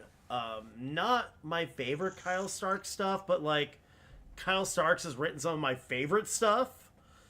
Yeah. I'm not sure if you're familiar with Old Head, which is like a vampire basketball comic that's amazing. There's No, that Can I sounds stop cool. you for a second? Yes. I think because I know I talk about grammar too much. Yes. But I think you used the wrong article adjective. I feel like it has to be the vampire basketball comic. The idea that there's more than one of those. Hey, Teen a Wolf vampire exists. basketball. Anything No, it's could not. exist. It's the vampire basketball. Obviously. Here's the thing: if it's not the only one, it's the best. It's the vampire. It opened. So okay, let me just say the first page, because Kyle Starks. The thing I really like. Are we sure that's not a manga? That's the most. There's got to be a manga premise one. I've There ever has to be a heard. manga somewhere. Yeah. But the first page is the main character as a kid. He's at a kitchen and he's talking to his mom. He's like, "Mom, how come there isn't a zoo with like dragons and vampires and stuff and werewolves?" And the kid's mom goes, "Oh no, they don't have dragons or werewolves in zoos anymore because Mommy killed them all." And then the next page is like a word bubbleless page with a crucifix where the word balloon was. And it's like, Oh, that's great. That's it. That is the first page. And like, before It's that, not a first page, it's it's the the first first- page. the only one that's better is Kyle Starks did a book literally called Sex Castle, which is like a big tribute to like 80s action movies. And the first sounds page, Now, see, there are lots of those. There's lots of so those, you yeah. can't say a tribute to Yeah. either. it's a tribute. Right, but right. the There are first, lots of those. the Not a first- lot of sex castles. not a lot of Sex Castle, but like, I don't know. yeah, but There that's, might be. I watched that Onion Web show. I know there's the. But the first page is we broke Cap. We broke Cap. I don't know. I had the Raptor Room stuck in my head right now. Sorry, good. The first page That might of be a room in the Bathroom castle. is the main character being born, and the doctors are like, the nurses are like, "Doctor, this baby isn't crying," and the doctor just goes, "Well, look at that. That baby was born mean." It's like perfect. It's the origin of the villain. Beautiful. No, that's the origin of the hero too. Okay, let's get back on track. Yeah, sorry. Austin, is that Peacemaker okay. book any good? It's very mixed. So I picked this up recently. I picked up like the first 4 issues all at once, and then got this last issue. And it's one of those things where I think they have a really hard time capturing Gunn's voice. Like Peacemaker, none of the time sounds like that character. He mostly just sounds like Deadpool. His side of it, I would say, is the worst part. His story is the kind of like hunt type thing where he's on a plane and the plane gets hijacked and they dump everyone in the plane into the woods and they're going to hunt them for sport now. And Peacemaker is like, "Oh, I'm a hero. I can get us all out of this." and then he just kind of kills everybody, and it's fine, I guess. Like, I don't know, it's nothing spectacular, nothing amazing. It's got like a ton of cringy It's nothing jokes. web of. Another web of. Exactly. Can that be a pull quote too? Like, it is fine, I guess. Just right at the cover. Yeah. Put that on the cover, exactly. Take "Lick Me" off the cover, put "It's fine, I guess." It's fine, I guess. Fine, I guess. On a yellow sticky note. Or put that under "Lick Me." "Lick me, it's fine, I guess." That works too. See, that's marketing right the there. vigilante side is a little better because it's so weird. His side of it, so Peacemaker, like I said, he's going on vacation. He goes on this plane trip, and he doesn't want Vigilante to annoy him, so he calls him and he's like, "Oh no, I've been captured by robots. Bye," and then he leaves. And then Vigilante's like, "Well, I gotta go save Peacemaker. He's been kidnapped by robots." And then he just walks around the town killing people. And then he almost dies, so then he thinks that he's a robot. I don't know. It's strange. The best thing about that side of it is that it brings in, oh my god, what are their names now? Now I'm blanking on it. It's Saber and Cannon. That's what it is. Who were also in the original Vigilante series. So I was like, oh, that's cool that they show up. And Cable is a guy with a sword, or not Cable. Cannon is a guy with a sword. Saber is a guy with a gun. And he's like, "Shouldn't you guys be reversed? That makes no sense." That's good. So some of that stuff is fun, but again, they just kind of struggle to find that voice. But what can you do? It's a tie-in comic. I feel like it's not bad enough for me to complain about. Like, I'll probably just forget that it exists in like a year, or not even that long, in like a week. Right under "Lick Me," I'll probably forget about this in a week. Exactly. Exactly. It's Exactly. fine, I guess. Fine. Austin, you want to talk about Batman? Yes, absolutely. Let's talk about Batman. So Not absolute Batman, just Batman. Yeah, just regular Batman. So we got all these copies of Batman floating around. I have even another one I'm going to show later. But yeah, we got Batman by Matt Fraction with art by Jorge Jimenez, who has been drawing on Batman for a long time now under different writers. So DC knows they've got a winner with that artist, and they just have not been able to find the right writer to really grab people's attention. The last run was started okay as far as purchase orders go, I think, because people were pretty excited to see Zartsky on it, and then it all went downhill from there for people, and Absolute Batman really shot Batman in the foot, where it dropped, real hard in sales, and this has been highly anticipated and is all I'm hearing about. People, like, before and after it came out, people talking about this like crazy. So it'll be interesting to see if it holds its sales. And of course, I have no idea what it's doing. We don't get good sales numbers these days. So you kind of have to just get like snippets from big shops telling you what their sales are and getting kind of guesstimate from there. But suffice it to say, this seems to be, and I predicted that this would probably happen, that this seems to be the first DC book that's really cracked past the absolute effect since that whole thing started, where and I don't know that it's doing anything like any of those numbers, but people are reading it. It sold a lot, it looks like. Mm-hmm. Yeah, I've been hearing people talk about it for a long time. And it was something that when they announced, I was like, "Oh, well, I did not expect them to get Fraction." The new costume looks great. Like, just everything about it, I was like, "This could be really special." This sounds a little different than even when Zdarsky jumped on. Because I remember when that happened, everyone was like, "Oh man, you just did Daredevil. This is going to be really great." I feel like even this has been more anticipated than that was from the get-go. Yeah, and I think a lot of that, I mean, some of it is, of course, that name, and people just haven't really talked about or thought about Fraction in a long time for especially Big Two stuff.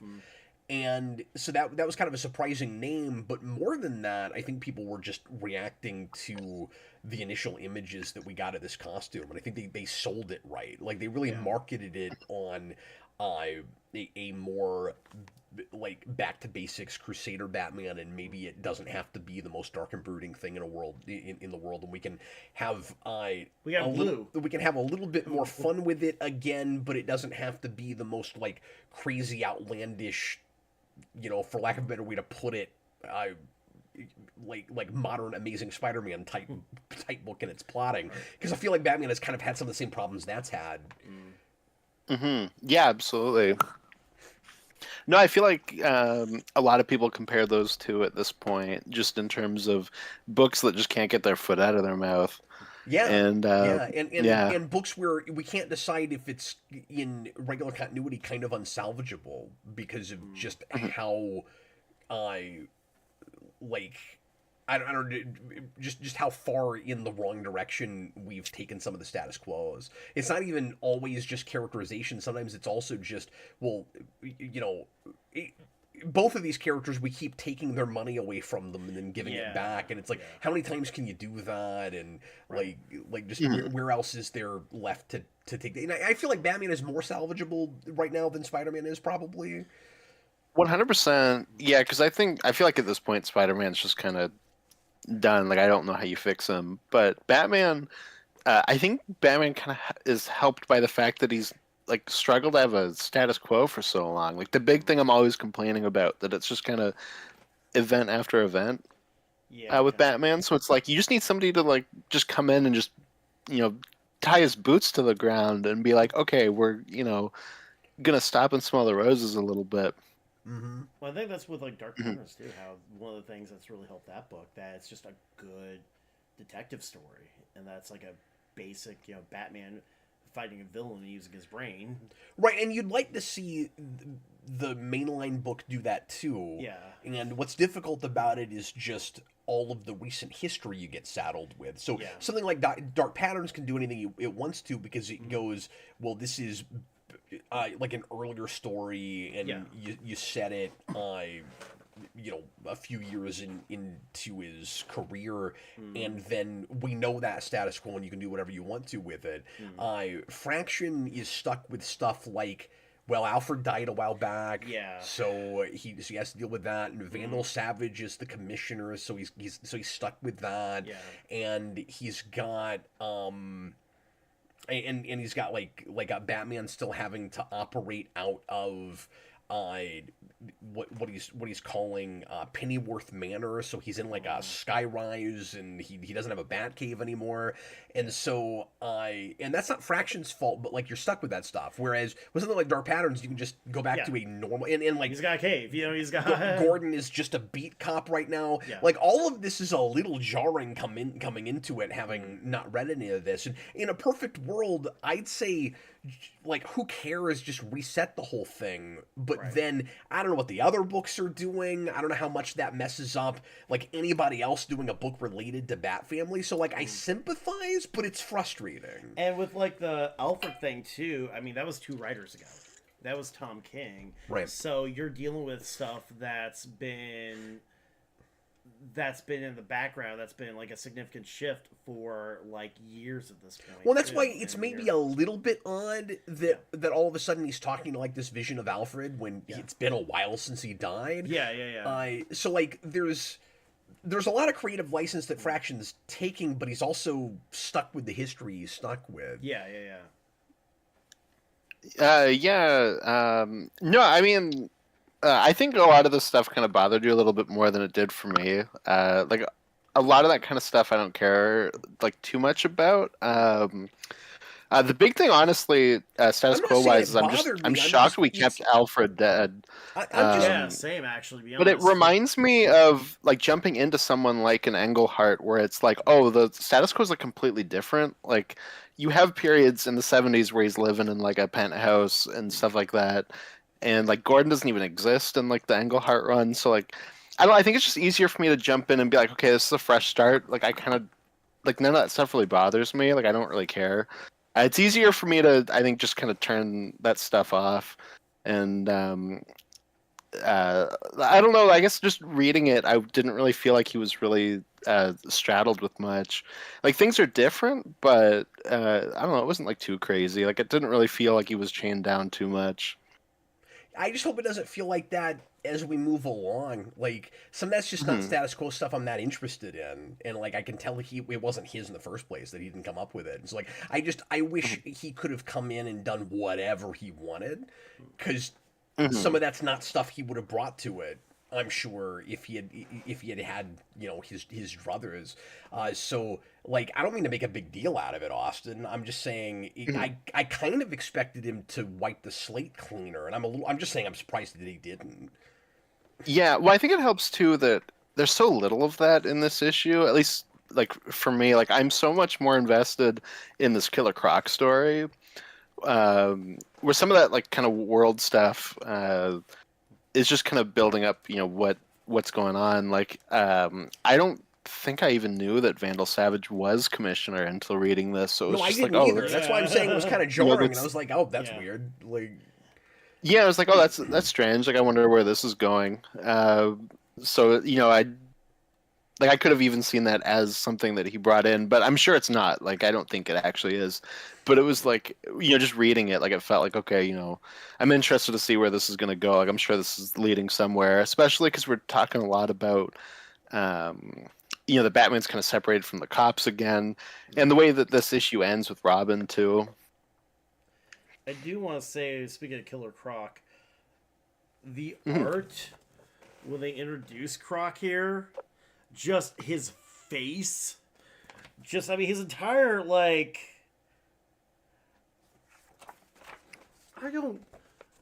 his mouth is just massive here, and I'm not showing it. He's got crazy teeth. Yeah, his teeth are like flying everywhere too, and like flying out of his mouth. He's got like a haunch of meat in his hand too. I mean, I need to actually. We ate the zoo. Yeah, I need to actually sit down and like read this book like front to back. I've only really skimmed through it, so a lot of my first impressions were like this.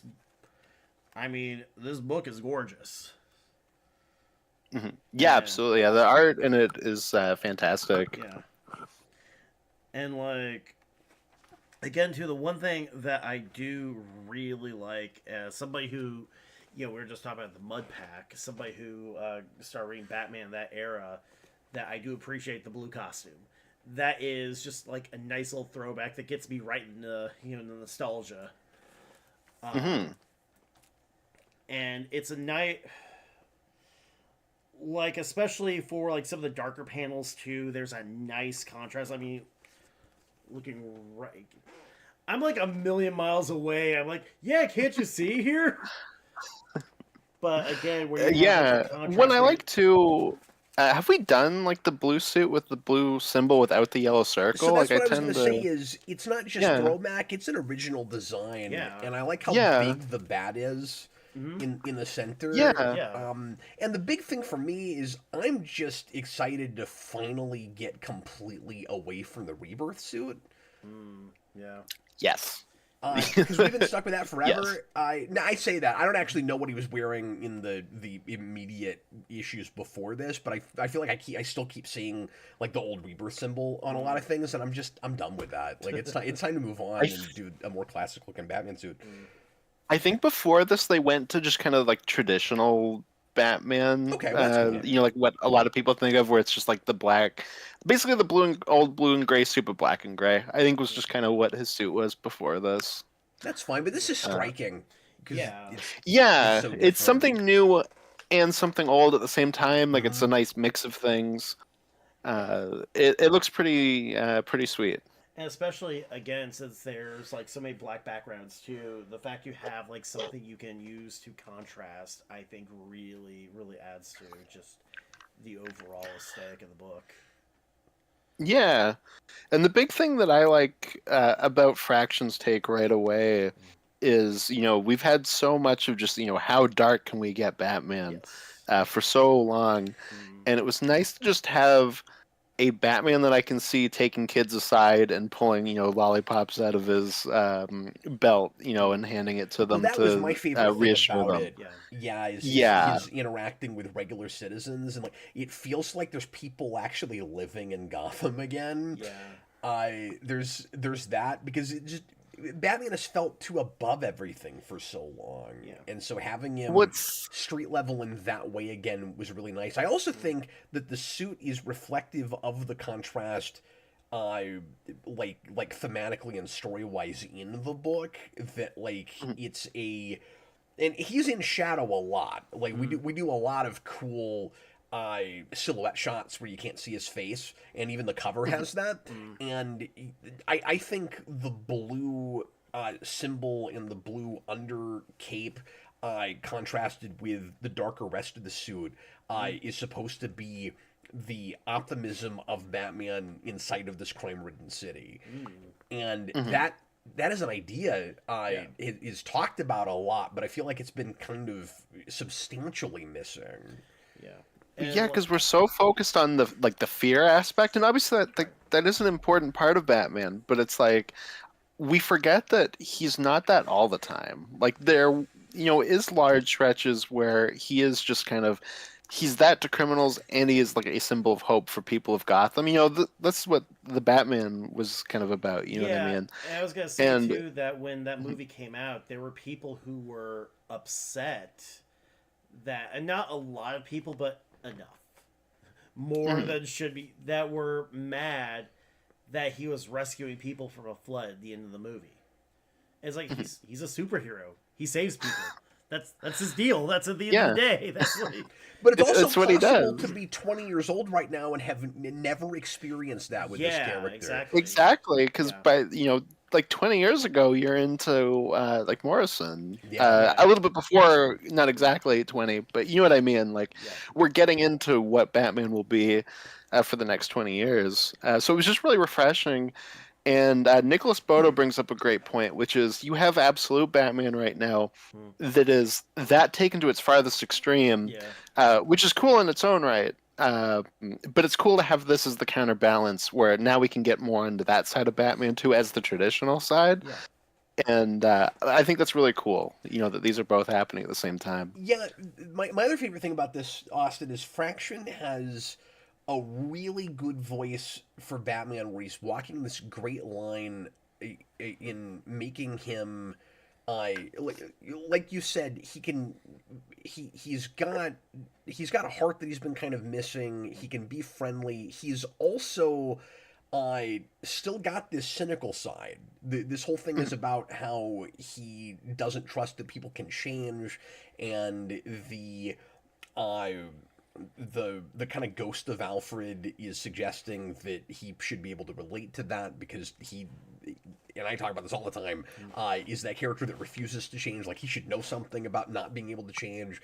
And there's this idea that there's something like sort of broken in him that maybe needs repaired, that Killer Croc brings out toward the end of the comic, where Batman's I'm fine, nothing's wrong with me, and Killer Croc's like, maybe that's not true. And so that's all really interesting, but it's kind of crazy it's kind of cool how talky he is. This is the most dialogue I've read from Batman in a comic in a long time. And it's hard to explain, but the Fraction writes this really good line where he doesn't feel like speechy or preachy. Like, he still feels not monosyllabic, but like a Batman that only speaks when he needs to, but he says more. And it really works for whatever reason. It is splitting the difference between...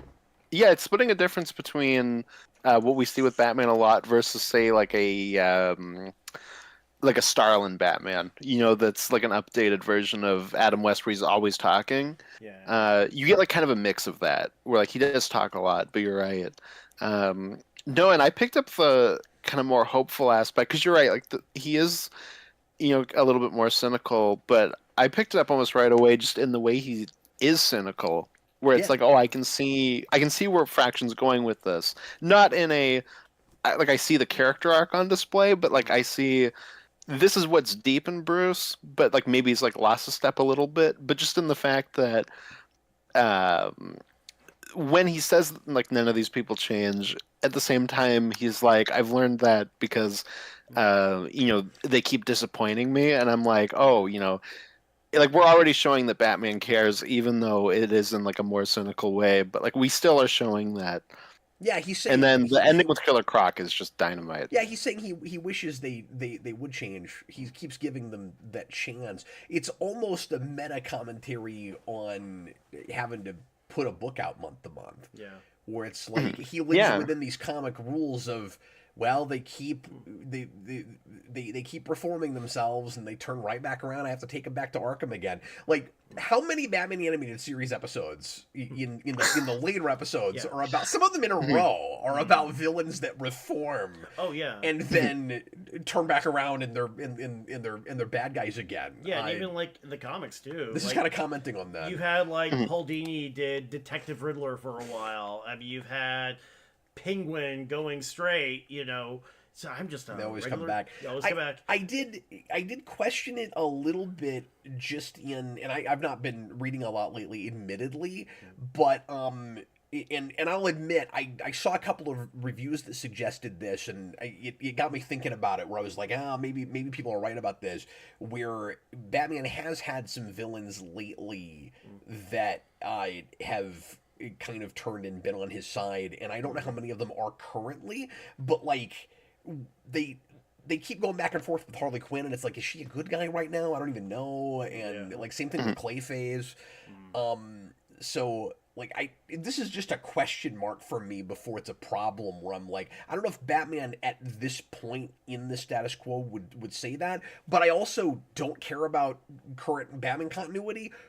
But it's also having to deal with current Batman continuity, so I'm like, well, if it's part of a story that is already going, then you want it to be consistent. But then I also don't care about any of that other stuff. So, like I said earlier, in a perfect world, I wish this could have been a complete clean slate thing, because then I wouldn't question any of that. Yeah. Yeah, I mean, I guess it was just easy for me to kind of jump in and be like, I don't really care as much about where everything is, so it was like easier for me to just accept it. I don't say this is like I'm better than you. I say this in that it can be like that's the only thing I'm worried about. For sure. Well, for I think sure, Fletcher's for sure. also a good enough writer too, and he's been working in like serialized media for enough that I think he's got like a pretty good sense of how to tell like a good self-contained story. But see, speaking of cynicism, I don't trust it because I don't know what editorial's going to do to that. it. Yes. But sorry, Austin. What were you going to say? No, I was just going to say like both good thing and bad thing. When I can jump into a book and just kind of like accept things that it throws at you. So it's like, Vandal Savage is the commissioner now, and I'm like, oh, okay, that's just how it is right now. I don't know. It's just some of that stuff wasn't even jumping out at me as much. I was just really digging the kind of main story of the book, and it wasn't even until you threw it out at me off camera that I was like, oh, okay, I see where you're coming from, but it wasn't even jumping out at me while reading it. I forgot that Gordon is a beat cop now, and I was just kind of like, oh, okay, that's where he is. I didn't know now. about any of that either, but it's just, if it's dealing with recent continuity, it makes me a little bit timid, where I'm like, how much of that with whatever else ends up happening down the road ends up affecting it. Like the thing is, I'm sensitive to this, Austin, because I'm not reading regular continuity hardly anything else at DC or Marvel, and I wish this could just live in a vacuum, because I don't want to deal with mainstream continuity right now, and I'm worried that that'll affect it too much. I just hope somehow it won't.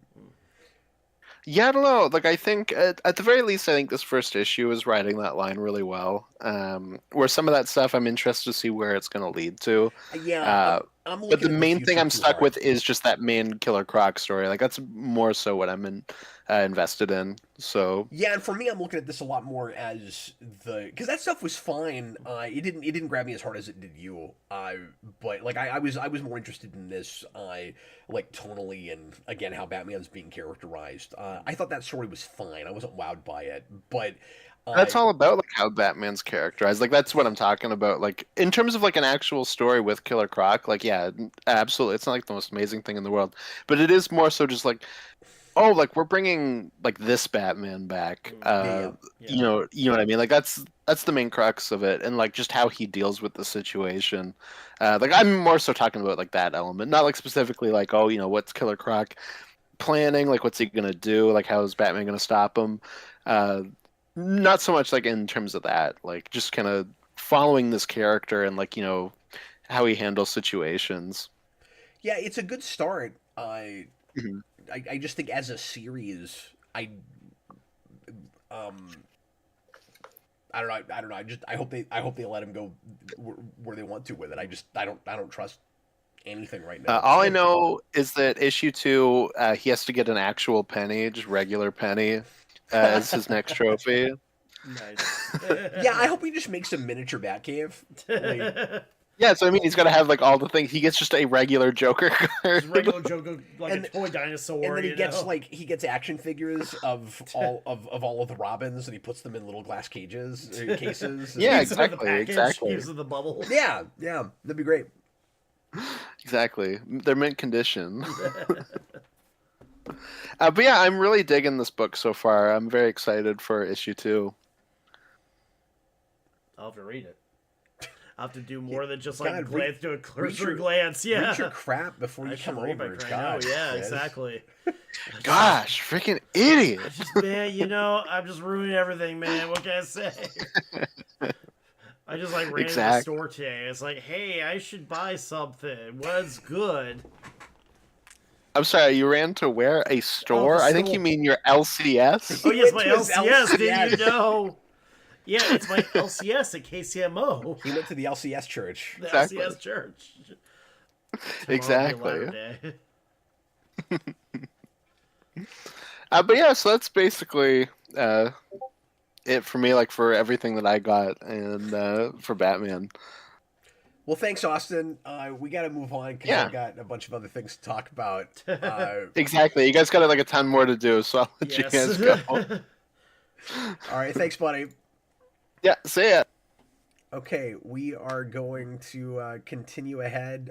Thanks to Austin for bringing us his books and talking to us about Fraction Batman. I feel like Chris, I'm too cynical about modern comics. Like That's even as fair. excited as I am about this stuff and getting back into it, Right. like I said, given that I've been kind of I don't want to say staying away from main continuity, but I just haven't been reading a lot of stuff. Like stuff hasn't been grabbing me. I'm looking ahead and I'm going, this is a really good start. Will it last? Yeah. You know, no, like, that's- and also I need to get a sense of like how he's gonna pace his series.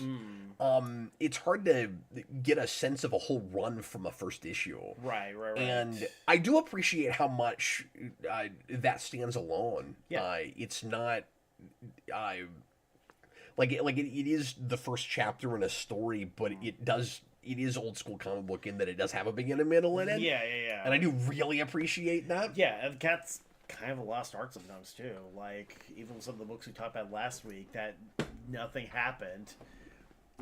Dude, we're gonna talk about something later where nothing happens. Yes, we are. All right, so let's get into books I bought last week. So you mentioned that you bought this also. Here is Spider-Man 94, number 1, and this is J.M. DeMatteis, which is kind of surprising. Yeah, they brought him out. I'm I'm sure he's actually retired, but with Jim Toe drawing. A lot of people are really disappointed with this. I'm hearing a lot of kind of vitriol and unhappiness with this. I think some of us were really looking forward to this, just in that we haven't had anything related to the show in a long time. Right. People have been wanting a Spider-Man animated series show to follow up X-Men 97. Yeah. And we got in a couple of runs of X-Men comics based on that cartoon, even before we did X-Men 97. Yeah, we had X-Men 92. And it was kind of surprising that, and then 93. And it was kind of surprising that this didn't end up happening back then, and that we didn't do anything with it. It would have been cool if we'd done something with it with Battle World, with Secret Wars. Yeah. And because I think that second animated X-Men run was doing that, if memory serves. Well, it started. The first X-Men 92 was like a side series to Secret Wars, and then that sold well enough that they just. Oh, was that what it was? Yeah. Yeah, because it was it was like a Marvel Unlimited exclusive at the time. It was before they had like their Infinite Comics or whatever it is, but it was basically it was just like a 3-issue, I think. Like it wasn't. It's just been a while. Yeah. Yeah, it wasn't like 3-issue. It was like multiple parts, but they were all like a couple pages each. And the one thing I did like about X-Men 92 is they did the cartoon version of Cassandra Nova. Right. Yeah. So. No, that was pretty cool. Anyway, I don't want to kind of blow through these. No, you're good. Yeah, fair. So, this was a mixed bag for me. I didn't dislike it as much as a lot of people seem to be. The art is weirdly hit and miss. That's the first thing I want to mention. Yeah, that's the one thing I noticed too, how sometimes it's very faithful to the cartoon, and then it just turns into like a Spider-Man comic. Like Peter Parker gets kind of off model in some, So panels. that's the biggest thing, is there's some weird faces, particularly with Peter Parker. I think all the way through the backgrounds and Spider-Man himself in these characters look close enough to what that show was. Yeah. But you're right. Like sometimes it's spot on, and sometimes it's a little more like you're just reading a mid-90s comic. Yeah. But there is a panel that is the most nightmare fuel in like nightmare inducing Peter Parker face I've ever seen, where he looks like he's suddenly rapidly aging for no reason, and I don't know what's going on. I don't know why this guy just all of a sudden can't draw Peter Parker's face, but it's just horrific. Just look at it. Oh, what's up with his eyes? What's up with his mouth? What happened to his ears? Like everything about this freaks me out. Mary Jane doesn't even look that great either. She's like, no, but I can't even. Yeah, she looks like the Joker from '89 for a second. But I can't even look at her in that panel. I'm too fixated on. I don't know what weird He's got Botox all of a sudden. What is happening? Anyway, so I was like a mid transformation Animorph character. I was very distracted by that. Did you get the same cover I did? Yes, I did. Okay, yeah, because this is actually the B cover. This isn't the main cover. So I'm surprised you also bought that. Well, it was the one I saw. I think it's the one that's kind of the most animated series. It is, yeah. The A cover was kind of a standard. There's several different characters, right? All homogenized on the cover, and it looked fine. But I ended up giving Mikey the pick between covers, and he wanted this one, right? And that's probably what I would have gone for if I'd been in the shop myself. Partly because I collect a lot of Venom covers, and because I've always loved, and Venom's not even in this issue naturally, but I've always loved the spirit of the '90s. Put Venom on the cover, it'll sell. That's it. But I've always loved the weird red outlining that we do in the blue Venom costume, right? And it's great that that's back and faithful. My biggest complaint with this is really just the choice of what we're adapting, which was my complaint before I read it. Right. And that is, we've got to do Moreland and the spider totems, and I don't care about that stuff. I feel like in some ways JMS ruined Spider-Man on accident, because I don't think you get a lot of stuff I don't like with Spider-Man later without the spider totem idea. Yeah. I feel like you don't get Spider-Verse without that. You almost have JMS to blame for everything that sucks about Spider-Man now, which I feel bad saying because I like JMS, and with what I've read of his run, the writing is good. I just don't like that idea. Yeah. I don't like the whole spider god thing. Now, I will say, however you feel about retroactively adapting stuff that happened a decade after this show, or at least several years after the show, because that's what we're doing with that. It does fit in this world nicely, I guess, because you already had the Madam Web of Life idea. Yeah. And so the more kind of cosmic spider spirit notion was already there. You could slide it in and make it at least smooth everything out too. If nothing else, just use it as like a bridge to like better stuff. But I do feel like they could have won me over on it more if she showed up. Yeah. I was waiting for Madam Web every page, and she doesn't show up. And I kind of needed that to tie this in. Maybe we'll get her in second or third issue, but I feel like that should have been there from the beginning. Maybe, not to rewrite the thing, but Right. just because that would have connected it to what they were doing already. She was such a big part of the original series too, and Right. especially towards the end. The other thing that's awkward about this is the stuff that's like odd and goofy and reads almost intentionally awkward, where you go, okay, if I'm reading a regular Spider-Man comic, I don't like this. Yeah. But how much are we trying to emulate the weirdness of that show? And I cannot decide if DeMatteis is doing stuff because he thinks it's dramatic and good storytelling, or if he's trying to do the goofy, dumb stuff that show would do. Yeah. There's recapping like that show, which I like. We will interrupt everything to flash back to something like that show does. I almost think he could do it more just to emulate what that show feels like. Yeah. But also, you've got weird stuff like Spider-Man, like Peter and Mary Jane are technically, at least legally, like according to the government, married, because he married a clone that he thought was Mary Jane with that Hydro clone, if you'll remember that whole thing. I forgot about that. And when he gets her back, before this, and we haven't played that out yet, which I think is also a thing that people are irritated about, where they're like, if you're going to do this, you should just tell that story. Yeah. I've got theories as to why it doesn't do that. But basically the idea is there's a whole season we missed where he, like, Madam Web sends him off to go find Mary Jane wherever she's missing, and then now they're back, and there's this big story missing, and DeMatteis at the bottom of the page is like, yeah, we'll tell that story eventually. I don't think the comics will. I think they're maybe leaving that out in case a cartoon show does get made, and they would do it there. Yeah. And what's his face, the showrunner that made this show, was really upset that this comic was being made and that he wasn't consulted and that he's not connected to it. But they're probably thinking that they're being respectful to him and not doing that. Yeah. And in jumping ahead from it. But anyway, so he gets her back, and everybody thinks they're married, and she proposes to him, which is a thing that I read, I can't remember what else, twice in comics today. Female characters proposing to male characters. I guess it's just what we do in modern comics now.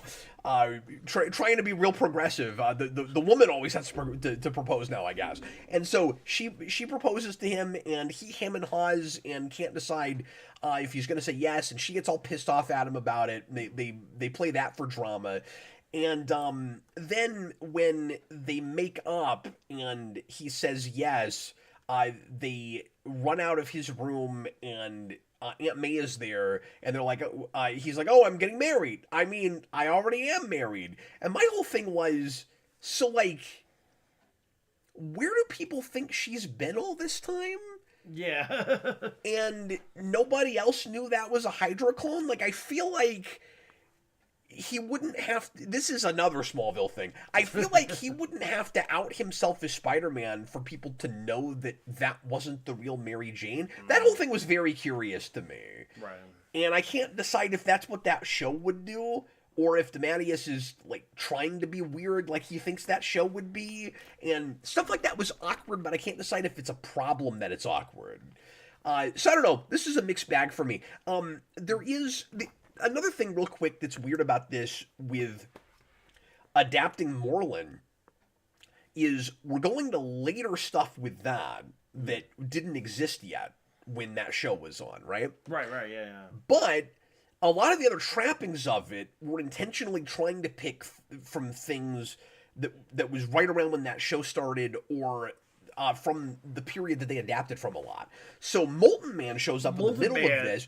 I was always kind of surprised that he wasn't in that show. Vermin pops up too at one point, yeah. Yeah, I was going to say that. And Vermin's the other one. So they're intentionally going to stuff that was real current right then.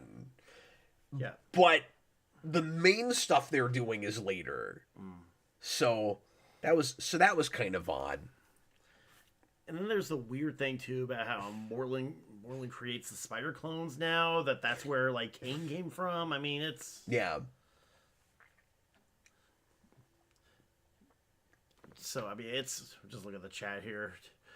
I mean, again, like a lot of the stuff I got today, I just sort of like breezed through. But I don't know. I mean, I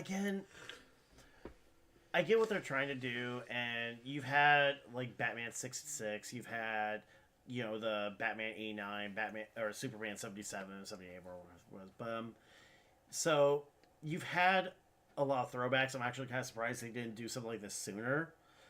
And especially with like 97, they're probably testing the grounds for a new series. So we'll see where it goes. It's curious that they're calling it 94 because it takes place after the series is done. Yeah. And I mean, I guess we weren't consistent about that with the X-Men comics, but given that show said 97, where like they added years to it to put it in the year would be if things were happening in real time. Yeah. It's odd that this didn't do that. It's also odd that and I guess they're just being cute with it, but they're trying to make it look like a 90s comic with having like the name of the story arc at the top. Yeah. So they're saying 94 like it's the name of the story. Yeah. But that number doesn't have anything to do with anything except that's the year this show started. So it's like 94 begins here, but it's like it's not, it wouldn't even be 94. Yeah. Like it'd be 98 or 99. And, like, the way they did, like, the corner box here, where they kind of they tried to do the original, like, 90s Marvel logo, but they didn't. They still had the modern one. I mean, it's just kind of like a weird... It's the Spider-Man group that puts us out, too. I don't know. It's trying to... I don't know if it's like just serving two masters, or I don't know what it is, like if it's trying to be modern but also have one foot in nostalgia too. Just try, like, we've talked about straddling a line too, and like I don't know if it's just not like balancing right too. So I don't know, it just seems a little odd. You mean just with the cover? Well, even just in general too. I think it's addictive of a lot of stuff. Just look at the cover. Oh, okay. And kind of like a little microcosm of the issues with the yeah, I didn't mind how the art was handled too much. Yeah. But anyway, it was a mixed bag. Yeah. We'll see what that ends up being like overall. I kind of imagine it falling apart. I don't think it's going to be great, but we'll see what happens. Yeah. Hopefully, I'm pleasantly surprised with it. Let me run through the rest of what I bought last week real quick, of stuff that I actually got to, that I actually read. Yeah. So I did go ahead and pick up that Voyager comic that I mentioned last week because I just thought the cover was great and the art looked pretty cool. And I liked the idea of doing a comic miniseries immediately after that show ends. And I actually shockingly loved this. If you're a Voyager fan, you should read this because these writers, I should say, Susan and Tilly Bridges, people I don't know, with art by Angel Hernandez, they seem to love everything about this show that I love and hate everything about it that I hate. And all I'll say about it is Voyager gets back from the Alpha Quadrant and doesn't even get a chance for anybody to go down to Earth before it gets lost again. And it's wonderful. It's so amazing, actually. They go, oh, the ending of that show kind of sucked, and so we're not even going to let them really go home. And they also, I will just say the main, so this is a spoiler, but you get it fairly early in the comic, so spoiler alert. But we give Species 8472 their teeth back, And one of the worst things that happened in Voyager was in The Flash, which isn't a horribly written episode, but Star Trek has this obnoxious track record for taking really menacing, interesting bad guys and like I said, taking their teeth away and going altruistic with them without making me buy we're getting there. And 8472 is one of the biggest culprits of that. And here we retcon that, and in a really decent way.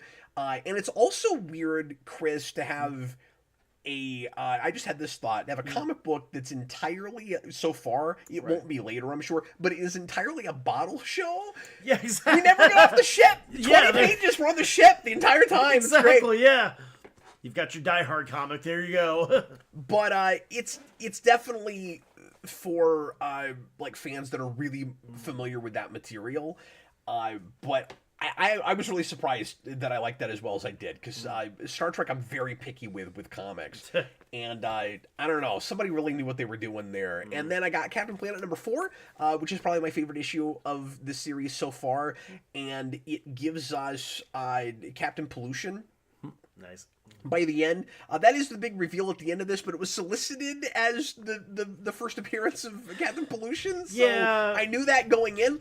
But the way they're handling him is really cool, because just a couple of things I'll mention about this real quick, because nobody's going to care about this, but you've got, and this, if you ever heard me talk about this, is David Prepose again, or is it Pepose, who's doing Space Ghost, and he is taking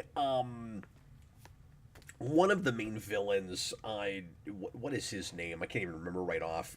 Who's the big, like corporate mogul guy, and because some of these names run together. Yeah. You've got Blight, you got Plunder. Plunder's the guy.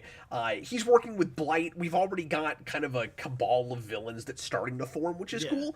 And Plunder gets his hands on Wheeler's ring. Wheeler stupidly gives it to him, and he finds a way to make duplicates of it, and so he is able to make Captain Pollution through these fake replica rings. And that's why the rules of it work differently, which is cool. So it's a neat reimagining of that whole thing. Yeah. And so what he does is he puts all the rings together, and he actually himself at the end becomes Captain Pollution. So it isn't the rings create this new character, it's they turn him into it. Okay, yeah. And the last, again, spoilers, but the last big panel at the end of it is, by my powers combined, I am Captain Pollution. Okay. And it's a really cool mirror for the teamwork aspect of Captain Planet, and that this is all, and of course, for him, it's all about greed and like self-interest, and so it isn't just there's not a team. It's even he has to become that because it's all about himself. Right. And that's a cool departure from the show, because with the show it is a team of bad guys that have rings like the Planeteers, and I liked that change. The other cool thing that it does is it lets Mati, through his heart powers, commune with Captain Planet when he's not out. Okay, so Captain Planet is like a floaty ghost character next to Mati that he can just talk to whenever he wants to. Okay. And I think that's cool because that keeps that keeps the character present. Right. And you got like your Greek chorus in the background too, except it's Captain Planet. Yeah, and you also you also know that he's around and conscious. Yeah, right. When he's not out. Which I really like. But that was actually quite good.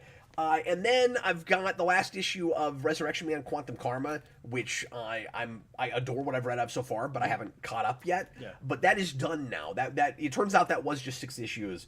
Sonic 81, which I've been buying for my kids and I'm not caught up on. The art's always pretty with that. Yeah. And then finally, Ninja Turtles 11, which I think is supposed to be the second to last issue of Aaron's run, and I've not heard yet who's taking over or if they're renumbering or anything with this. I am halfway through this series catching up, so I did read through issue 5 the other day, and I'm a little mixed on it. I'm liking it overall. What's really interesting about it, now that I've read more of it, Chris, is it reads like a reimagining of TMNT from '07. Huh.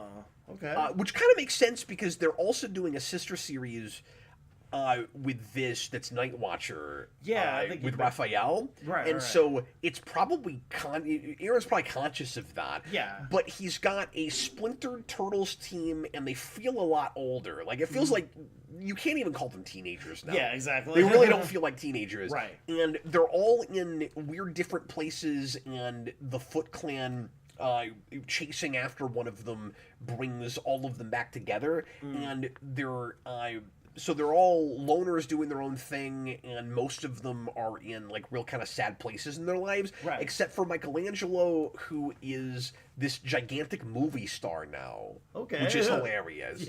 And it's also kind of neat that Aaron plays it sort of like the old Micro series, where the first 4 issues are all about a different turtle.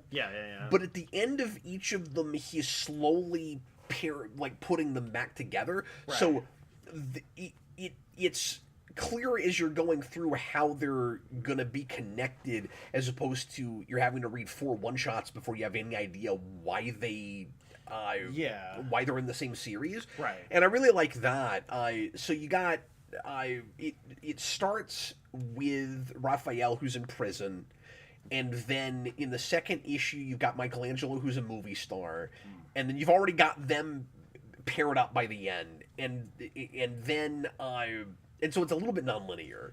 And then the third issue is Leonardo, and that's, well, Donatello's probably the weirdest one, but Leonardo's a little odd. Because he's doing this weird, like, Zen communing with actual turtles thing. And I forget what part of the world he's in, but he's in a remote, exotic part of the world, and he's... it's actually kind of dark what we do with it, because he finds these turtles that eat the carcasses of dead things, and he's just sitting next to them, watching them do this, waiting for like a sign from the universe about what he's supposed to do. And at some point he decides that his life is over, and he just lies down and waits for the turtles to eat him. And then he's like, oh, I'm alive. I guess they only eat dead things, so I guess I should keep living. It's very odd. That is, if that's not a message of positivity, that's... Jason Aaron, you've done this. Jason Aaron, I know you live just like over there, so let me just say thank you. I don't even know if that's the right direction. I will say it's the weirdest Turtles thing I've read since the Image stuff. Like there's a little bit of the oddness of urban legends in it. Or urban whatever that's called. But the Image stuff. It's right over here. I've got it back there somewhere. But anyway, and then it's on the spinner rack. And then in the 5th issue, and that's where I left off, we do this kind of character study for this evil, corrupt district attorney who is going after the mutants, and is kind of an obvious political allegory that I didn't need, because I feel like everything is doing that. But he seems like potentially an interesting character. But this is the last thing I'll say about this. I think he's a missed opportunity. Because when I first looked at him, he's like this middle-aged, heavy-set district attorney, and I'm like, why wouldn't you make him Chief Stearns from the movies? Like, I feel like he's a new character, I think, and I feel like that's who that should have been. Exactly. He could have been District Attorney Stearns, and all you had to do is say he used to be a cop. Like, why wouldn't you do that? Well, it's like whenever... It's like how the Batman movies. To be fair, there aren't a lot of lawyers that started as cops. Yeah. To be fair, but I don't know. It's just comics. You can find a way. Given that name, though, he Yeah. he looks like that guy. Yeah, it's kind of like how when a lot of Batman movies will have not Harvey Bullock. Yeah. You'll have like a heavier detective who's a little disheveled, but he's called like something else. So yeah, although Flash is also one of those. yes. So those were my new books from last week, and then I got some random back issues that my kids picked out, because sometimes I just let them pick stuff. So Spectacular 212, just things that I didn't have. Spider-Girl 35, I love this cover. That's good. This Great one I cover. actually picked. Yeah. And I have more of the series than I realized. I think I have like 20 issues of this. Well, it was like so now huge I'm more, back when it came out too. We had the the M2 stuff or the MC2 stuff. yeah, and I've always loved this. I just didn't realize how much of it I'd bought already. Yeah. So I'm more actively collecting this right now. Right. And then Selena asked for another Supergirl. She's been going after Supergirls lately. So I got Supergirl 3. And then this is... Which one is this? This is Stern. So this is like early 90s. So this would be Matrix Supergirl still, I think. Right. And then I got a... I don't want to say a grail, but a grail for me. One that I have been waiting on for a long time, just waiting for a decent deal in person. I went to so I didn't want to buy this one online. I went to a little con this weekend, like a little one-day con in Lawrence, and I finally got a copy of Batman 423, which is the famous Todd McFarlane cover, of course, and the value of this got really inflated over COVID. This was another one of those books that was just stupid expensive that you couldn't get, and now it's dropped way back down again, and this is probably one that I would imagine lost like 60-70% of its value. I bought this copy for $40. I don't think you could get it for less than $100, $150 during COVID. And he had 45 on it. He gave it to me a little cheaper because it does have some spine ticks. And so down the road, if I find a prettier copy, I might sell this and trade up. Okay. Other than a couple of spine ticks, it does look really good. And you know me, I just want things to be representative more than anything. Yeah, exactly. But I am getting a little stingier these days and holding out for nicer copies of things when I can. But I see this pretty often for 70, 80, 90 bucks. So to get one for 40 that's like a very good to find copy, I was like, yeah, I'll do that at least for now. It looks really great at a distance. If you get close, you go, oh, there's some spine ticks. But so I don't know. If that irritates you, you probably wouldn't pick up. You probably wouldn't have picked up this copy. And I went back and forth on it, but ultimately, I don't know. That guy was also really nice and gave me a couple bucks off, so I went ahead and got that. And then I also got I almost brought this up earlier when we had Austin on, but I figured I would save it for the end. And I've showed him this already, but I also got a sketch cover, which I like to do when I go to cons, and there's this artist that, and I forget his name, I'd have to look him up, but he's got his initials here, but DW, but I don't know what his actual name is. He's not an established artist yet, but he just got his first cover published. He did a variant for Ninja Turtles #6, which is a really pretty variant, and I didn't buy that because I'd already spent too much. But I did get this from him. He was drawing this when I walked up to his table, and I was thinking about getting something from him. He was real friendly. I liked his art. And then I looked around for an hour, and I came back, and he was finishing this, and he didn't have any takers yet. And I made his day because I bought this seconds after he finished it. And this is a sketch cover for Fractions Batman 1. And look at the colors on it. That was good. Yeah, no, that's... You've already shown me that, too, and it was I just think he did a remarkable job on that. Yeah. That's really cool. So, I had to have that. Yeah. So, I bought 2 copies of this in 1 week. It's worth it, though. I mean, that is... And it was just a local guy? That was just at... Yeah, he lives in Lawrence. He said he was down the street from the fairgrounds. Nice, nice! So, I'll look his name up, and I might get in touch with him, and if he ends up getting more stuff published, And he's doing some creator-owned stuff. Yeah. I might try to see if he wants to come on the program. His art's really great. I need to get to that little con where they do. Like every year, I've either had Redfest or I've had like something else like the weekend they have it too. So, and I always liked going because you would like I think it was 1 year I went and I got Screamland by Hector Casanova. Yeah, yep, I've got that too. Yep. Where he started doing the little caricatures that, and wasn't that something that like Vince suggested he do? Yeah, I think so.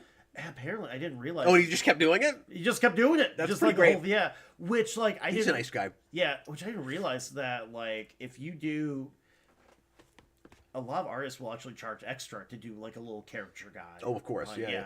Get the remarks and like a lot of times they'll up like the CGC value too. If so yeah. But maybe not so much anymore. maybe not. No. The interest in slabs seems to really be going down right now. Yeah. But anyway, maybe we'll talk more about that at some point. Exactly, I'm learning more and more about the whole CGC game all Yeah. the time. And why it might not be worth doing at the moment. Yes. But I don't know. Exactly. Brayden Atkinson, why did it get inflated? Because everything did during COVID. So we had this boom in collectible comics during COVID where people were just buying like mad and really inflating values because people were just paying too much for stuff online. Everybody's sitting around in their house with nothing better to do, and we've talked about this before, but it massively affected all collectors' industries, but especially comics and especially video games. Yeah. And it's really just a matter of people will pay whatever they think something is worth, and if they want something bad enough, they'll pay too much. Yeah. And there was so much of that going on during COVID, it shot everything through the roof.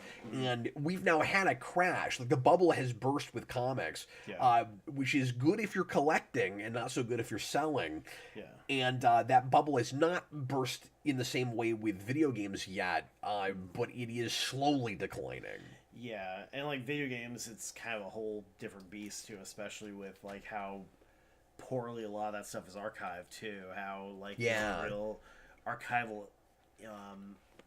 efforts are the pirates too, are emulators and XZ SNES or whatever. Well, yeah, but I mean, there's equivalents for that with comics too. Yeah. Okay, it's time to go now to cover the week. And last week, Chris, I don't know, I might shake the phone this time. Last couple times, Chris has not had. It was a rough couple weeks. The best shakes, but we ended up with Venom Sinner Takes All #4 from what 93 or 4. I forget like that. I think it was after Lethal Protector. I mean, it's probably a couple minis down. Yeah. I don't know that it was the very next one after that. I mean, that's the corner box that you always saw with like the Ben Reilly Spider-Man stuff too. The little Spider-Man circle thing. Like, isn't it crazy to see $2.95 on a book from that period? I know, right? And like it's not even double sized. It's only a little longer because it has a backup feature that nobody cares. I didn't read the backup. Like, who cares? I don't know if you did. I powered through it, which, here's the thing, too. You want to know what happens in it? I have literally nothing to say about this, by the way. Let me just say that everything that happens in the Venom story with Sin Eater, same thing, except with, like, Tarantula. Except with, like, somebody writing, like, a Dan Slott writing a really bad, like, Spanish accent. So this is Larry Hama. Yeah. Who, of course, is still around and working. Yes. And we've read his stuff on this, too. We read his Daredevil, which was good, and that's... Oh, that's true! That's already been a cover of the week, hasn't it? That was 2 weeks ago. I know. With pencils by Greg Luzniak. And, I mean, I didn't hate this art for, like, goofy, violent 90s comics. It's very 90s. It's just as 90s as it gets, Okay, I'm going to give you a challenge. Okay. Spoiler alert, this should not be much of a challenge. Yeah, right. My challenge to you... Okay. Review this while eating a taco. No. My challenge to you, Chris... is to summarize this issue in 3 sentences or less. There's Venom. There's Sin Eater. Fight. Review over. I'm assuming that there are multiple versions of Sin Eater Yeah. because there's nothing supernatural about this guy that Right. I noticed. Like, He's just a guy with a gun. because apparently, again, there's a Sin Eater that somehow took away Norman Osborn's evil deeds With a magic shotgun, you know? He shot the sin right out of the guy.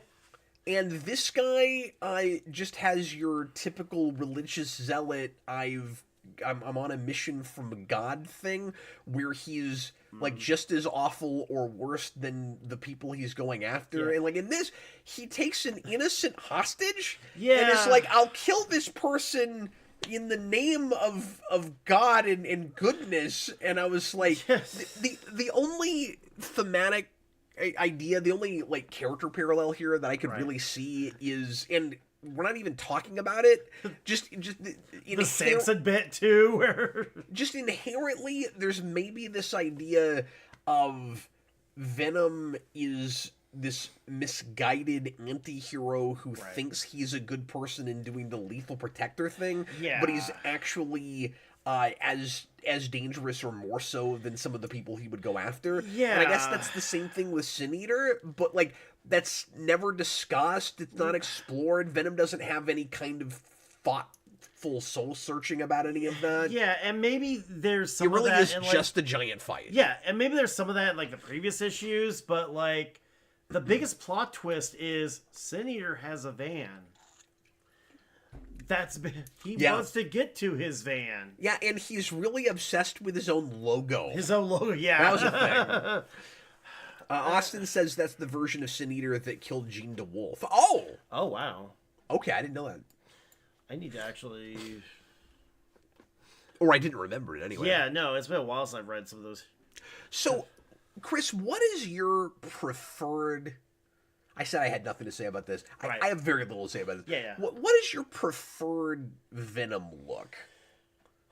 Here's the thing. I tend towards... Chris, like, I hate Venom. I hate Venom. I have no terrible preferred character. look. It's a terrible character. Like, here's the thing. I tend towards... There's a part of me that appreciates, like, the McFarlane, where he's got, like, normal dude teeth. But, where he's just got, like, human teeth. But I tend towards, like, the very... Almost like the animated series, where he's got, like, the sharp fangs, where he's not really, like, as expressive of a character necessarily. That's when I think Venom... He's doing the Shredder thing. Yeah, exactly. He's sticking his hand out of the ground. He got buried. Exactly. That's great. But yeah, when I picture Venom, I think just like Baraka from Mortal Kombat. Except gooey. Okay. That's my default. There's a part of me that really appreciates like early, like first couple issues with Eddie Brock. Just, basic human mouth Venom. There's a part of me that does appreciate that, but that's not like my platonic ideal of Venom, too. Yeah, this one is... It's a weird, like, going midway, too. Well, what I was going to say is this one's going a little bit too far in the bulky direction for me. In the face, it's more or less what I like. Like, Yeah. I'm cool with the big teeth. And Austin said green slime saliva Venom is the worst Venom. Yeah, I'm not the biggest fan of that. Yeah. As long as he's not, like, doesn't have the shoulders that hulk above his head. I hate that. That drives me nuts. I don't like the really giant hulking Venom. Right. So this one's a little bit too big for me, but he's traditional enough I can live with it. Yeah. But anyway, I was just wondering what your because, like... version was. Because there's a couple I different... like his look in Lethal Protector a lot better. Right. Than in here, but... And then, I do think... He's also weirdly inconsistent. Yeah. Through this. But I guess the idea is supposed to be that the symbiote can, like, morph and grow and change form. Yeah. And so I guess that's why you're able to do that. He kind of looks like the Tick. That's great. I keep looking at like his teeth. It's that's like true. yeah. It's and there were a few times too where it's like you could tell this is a '90s book because Venom looks like the Max. Yeah, I see that. Yeah, just in some panels too. It's like Did you say the mask, the max, or the max mask? with X, yeah. Because I can see both. I can see both actually. Yeah, some. And it's also consistent, especially this panel, with the look of Bride of Venom, which is the previous issue. The cover of that. So, like, the stature is real similar. Right. And she's also got that big smile. Yeah. And that comic is actually a little valuable. That's like a $40 or $50 comic. Yeah, you were just talking about that. None of the rest of this is worth anything. But not a lot else to say about that, but that's what we ended up having to read for last week. Sin Eater looks like Red Hood. Yeah. And he's got, like, Deadpool eyes. Yeah. Well, that's an okay panel. Yeah, and that does have the green slime, too. I mean, that's... That was very popular in the 90s, though. Yeah. Like, I give it that. Right. Yeah, and then here's that backup feature nobody cares about with The Jury. The Jury, yeah.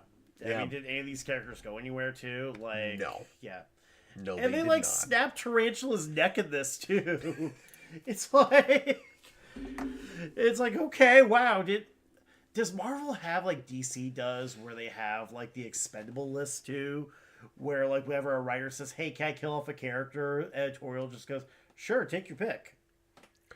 I doubt very seriously if Marvel is that organized right now. Fair. That is entirely fair. Well, Chris, I'm gonna do the shake this time. Right. That's fair. You can have it. You can have it next time. Next time, yeah. We'll take turns. All right. Let's see if we do any better. I'm nervous. And this was pick number 3 too. We redid this a few times. We're like, no, we're not reading. I was gonna say I do reserve right to reshake. There are some things that might come up that just don't make sense to do. I do have like all my trades in here and stuff. Right. So obviously those we're not gonna do. Yeah. It needs to be a single issue. And if it's too recent, I may not do it. It kind of just depends on what it is. But anyway, without further ado, here comes the shake. I'm nervous, Chris. All right, we got this. And that's weird. I just bought this. This is another one I just bought. Yeah. So we ended up with Superman 317. 317. So let me pull this cover. This is a cool cover. Cool cover, yeah. I was just looking at it. I think it's a Neil Adams cover, maybe. Ooh, nice.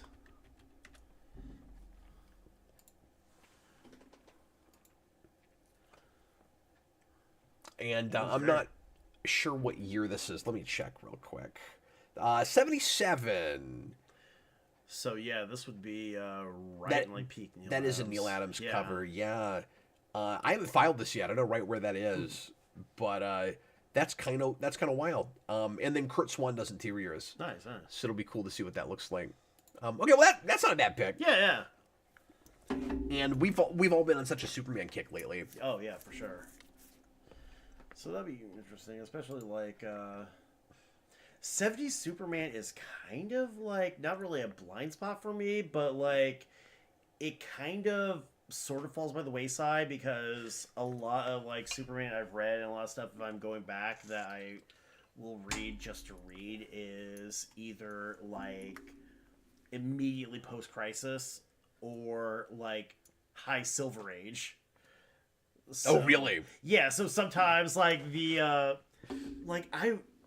for like a couple months ago, I actually sat down and read the Superman Ali issue, just because I've never read that. Yeah, I just like sat down and was like, I should read this. I've had a couple opportunities to buy that. That is not a cheap book. No. And I've never pulled the trigger on it. Yeah. But it's on the app, so at least you could read it. Yeah, I can read it. I'm saying that's what I thought about. Yeah. There's other weird crossover things, and I think that was an oversized book, maybe, or was that just a normal size? As far as I know, it was oversized too, because I've seen like copies, and it's like the size of like an old Rolling Stone magazine. I do eventually, and this is not cheap either. I do eventually want a copy of the old Superman Spider-Man crossover, which I think might also be oversized like that. I can't remember. Yeah. But that's what I'd like to get. Okay, well, it's time now for our last segment. Unless I'm forgetting something, did we do everything? I think we did everything. Yeah, I think we're good. Yeah. Chris. Yes. It's time, sir. Now, we have already talked about some of this. I'll try not to repeat too much of what I've already said about this. Yes. But as I mentioned earlier, just to kind of get us into this a little bit, I I read 8 issues of this. Okay, I skimmed 7. It was Yeah. oversized. Exactly. They made a big deal out of issue 900 because they're having their cake and eating it too now with the legacy numbering. Yeah. Which is really irritating. Yeah. It's like, pick a lane, folks. I know, yeah. But I read way too much Modern Amazing Spider-Man today. I read the 2 issues before this starts. Then I read 5 issues or 6. And then I was like, I haven't seen enough Paul yet. People want us to talk about Paul. So I read 2 more. Then I read up a little bit on Paul. And hopefully I can even remember any of this. It's all kind of gobbledygook in my brain now. It sounds like you read an appalling amount. No, well done. Thank you. I respect that. I saw no. I I respect had to take it. that almost as much as the double taco shirt. Yes. I'm bringing it today. So, what was your first impression of Zeb Wells taking over Spider-Man? Well, let me say right now that the stuff that I liked, and I think we even kind of said this too, was the actual, like, the Tombstone stuff. And that was what I kind of, like, grabbed onto. Like, the actual, like, mob war stuff was able to, like, draw me in a little bit, especially, like, there's a twist towards the end where he sets up Spider-Man to do some dirty work for him. And That was great. I didn't see that coming. great. And I was actually kind of irritated with it until that was the revelation. Exactly, And then I was like, yeah. this Tombstone is cool. Yeah, exactly. But, like, a lot of the, like, melodrama around it, was, I would just find myself like, okay, they're mad at him. No one knows why. It's just like, so let's get to the parts I like. And I'm reading this on, the app too, so I'm like, all right, okay, here we go. I couldn't get a handle on Peter Parker in this at all. It seems like Peter Parker just was barely in this too, and maybe that's just because I was so, like, drawn in by the villains that it just kind of seems like he was like a passenger in his own story. I mean, that's fair. Yeah. I feel like we're with him a lot. I just mean he's not very sympathetic because it's storytelling 101. Your singular protagonist that you spend most of your time with is keeping this giant secret from you, the reader, for no reason. Right. And like I said earlier, it's just to tease us and string us along and give us a very artificial reason to keep turning the pages and to keep spending $5 a comic. And I know I'm harping on this, but it's real disingenuous. Yeah. I just feel like there's one of 2 ways to handle this that's more charitable to the reader. Yeah. One is you have that big cliffhanger at the end of the previous run, and again, it is Wells that wrote that. That goes, oh no, there's this doorway to another dimension, and somebody's standing on the other side, and what is happening? Yeah. And then the very next thing you do is either go ahead and just tell that story. Yeah, exactly. Like, just make that the first arc or 2. Yeah. Or like, let me finish. Oh, yeah. Or you either do that, or, and I don't love this, but this is pretty standard structure for comics these days. Yeah. You give us 1 issue in the new status quo, and then you backtrack and you tell us what the hell happened. Yeah. You don't make me wait issues and issues and issues, especially because I still think this is that interesting in the first place. Yeah. And so it isn't that I keep reading because I can't wait to find out what happened in the past. Yeah. I mean, the only reason I kept reading was because this is a homework assignment. But but if it's not that, if I did keep reading, it would just be to get the information I need to inform what the hell I am reading. Yeah. And so that means I'm just reading in frustration. Yeah. That's BS. And if you wanted to have, like, a weird incident that changed Peter Parker's entire status quo and have it be a secret, there's ways you could do it and make it work. I was even thinking too that'd be better if, like, no one else knew, And that, sure. yeah, so that other characters were discovering it along with you. But that's the thing is, we're in the dark. We're in the dark, Well, everybody else knows stuff we don't know. Exactly, They yeah. don't know everything, but you've got, like, all of Peter's friends, he's kind of abandoned them. Yeah. We don't really know why. And even if this is paid off really brilliantly, I'm still crying foul on it. Yeah, and, like, they could even... I mean, they didn't breadcrumb it all either. They didn't give us any hints. They didn't give us any... It didn't feel like it was building to anything. We've only got a couple of hints, and they're not interestingly dropped, and they come too late, right? Exactly, So at least, well, one of them comes too late. So Right. the first thing we get is just, again, that panel at or that page at the end of the previous run that goes, there's this doorway. Yeah. And then you jump 6 months, and suddenly Mary Jane, as we're seeing here, doesn't want Peter. Not only isn't with him anymore, says, "Don't call me at all." Yeah. And so it's like he's done something that he's feeling guilty about, Right. because there's always something Peter's feeling guilty about. Yeah. So it's weird because it feels like more of the same, but I also don't even know what's happening. Exactly, yeah. And so I can't even trust if he's really responsible for something or if he feels bad for something that was out of his control. Yeah. I don't know if I can trust that Mary Jane has a real reason to be upset with him, Yeah. or if it's just forced drama where something outside of his... Because this has happened with this character before. Something out of his control... Yeah. makes her go, well, I can't have anything to do with you, and it's not your fault, but I'm mad at you anyway. Yeah. How do I know it's not that? I know, yeah. It probably... And given... Because I read about Paul. Yeah. And I didn't read the issues, but I read ahead in finding out about their breakup. Yeah. That's essentially what happens with their breakup.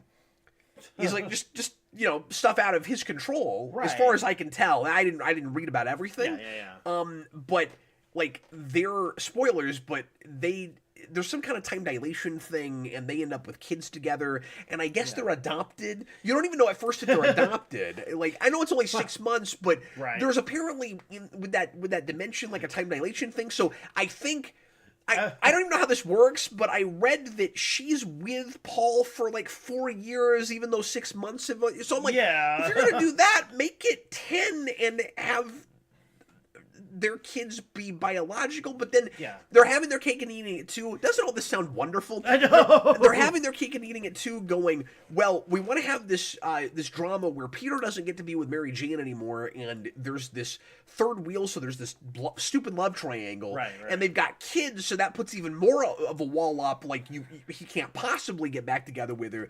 But you've got to have that loophole so that eventually some other writer can come back in and yin-yang us some more, having them together. And it's harder to do that if they're biologically her kids, even though they're going to kill them later. And so you could have done that. You could have still had them biologically hers, and like maybe that's darker, but who cares? Because whoever the next writer is going to forget all about it. Anyway, So why does it matter? Make it as awful as you want to make it, I guess. Exactly. Just go for it. Just make it. Or better yet, don't do this story. Just don't do the thing. Yeah.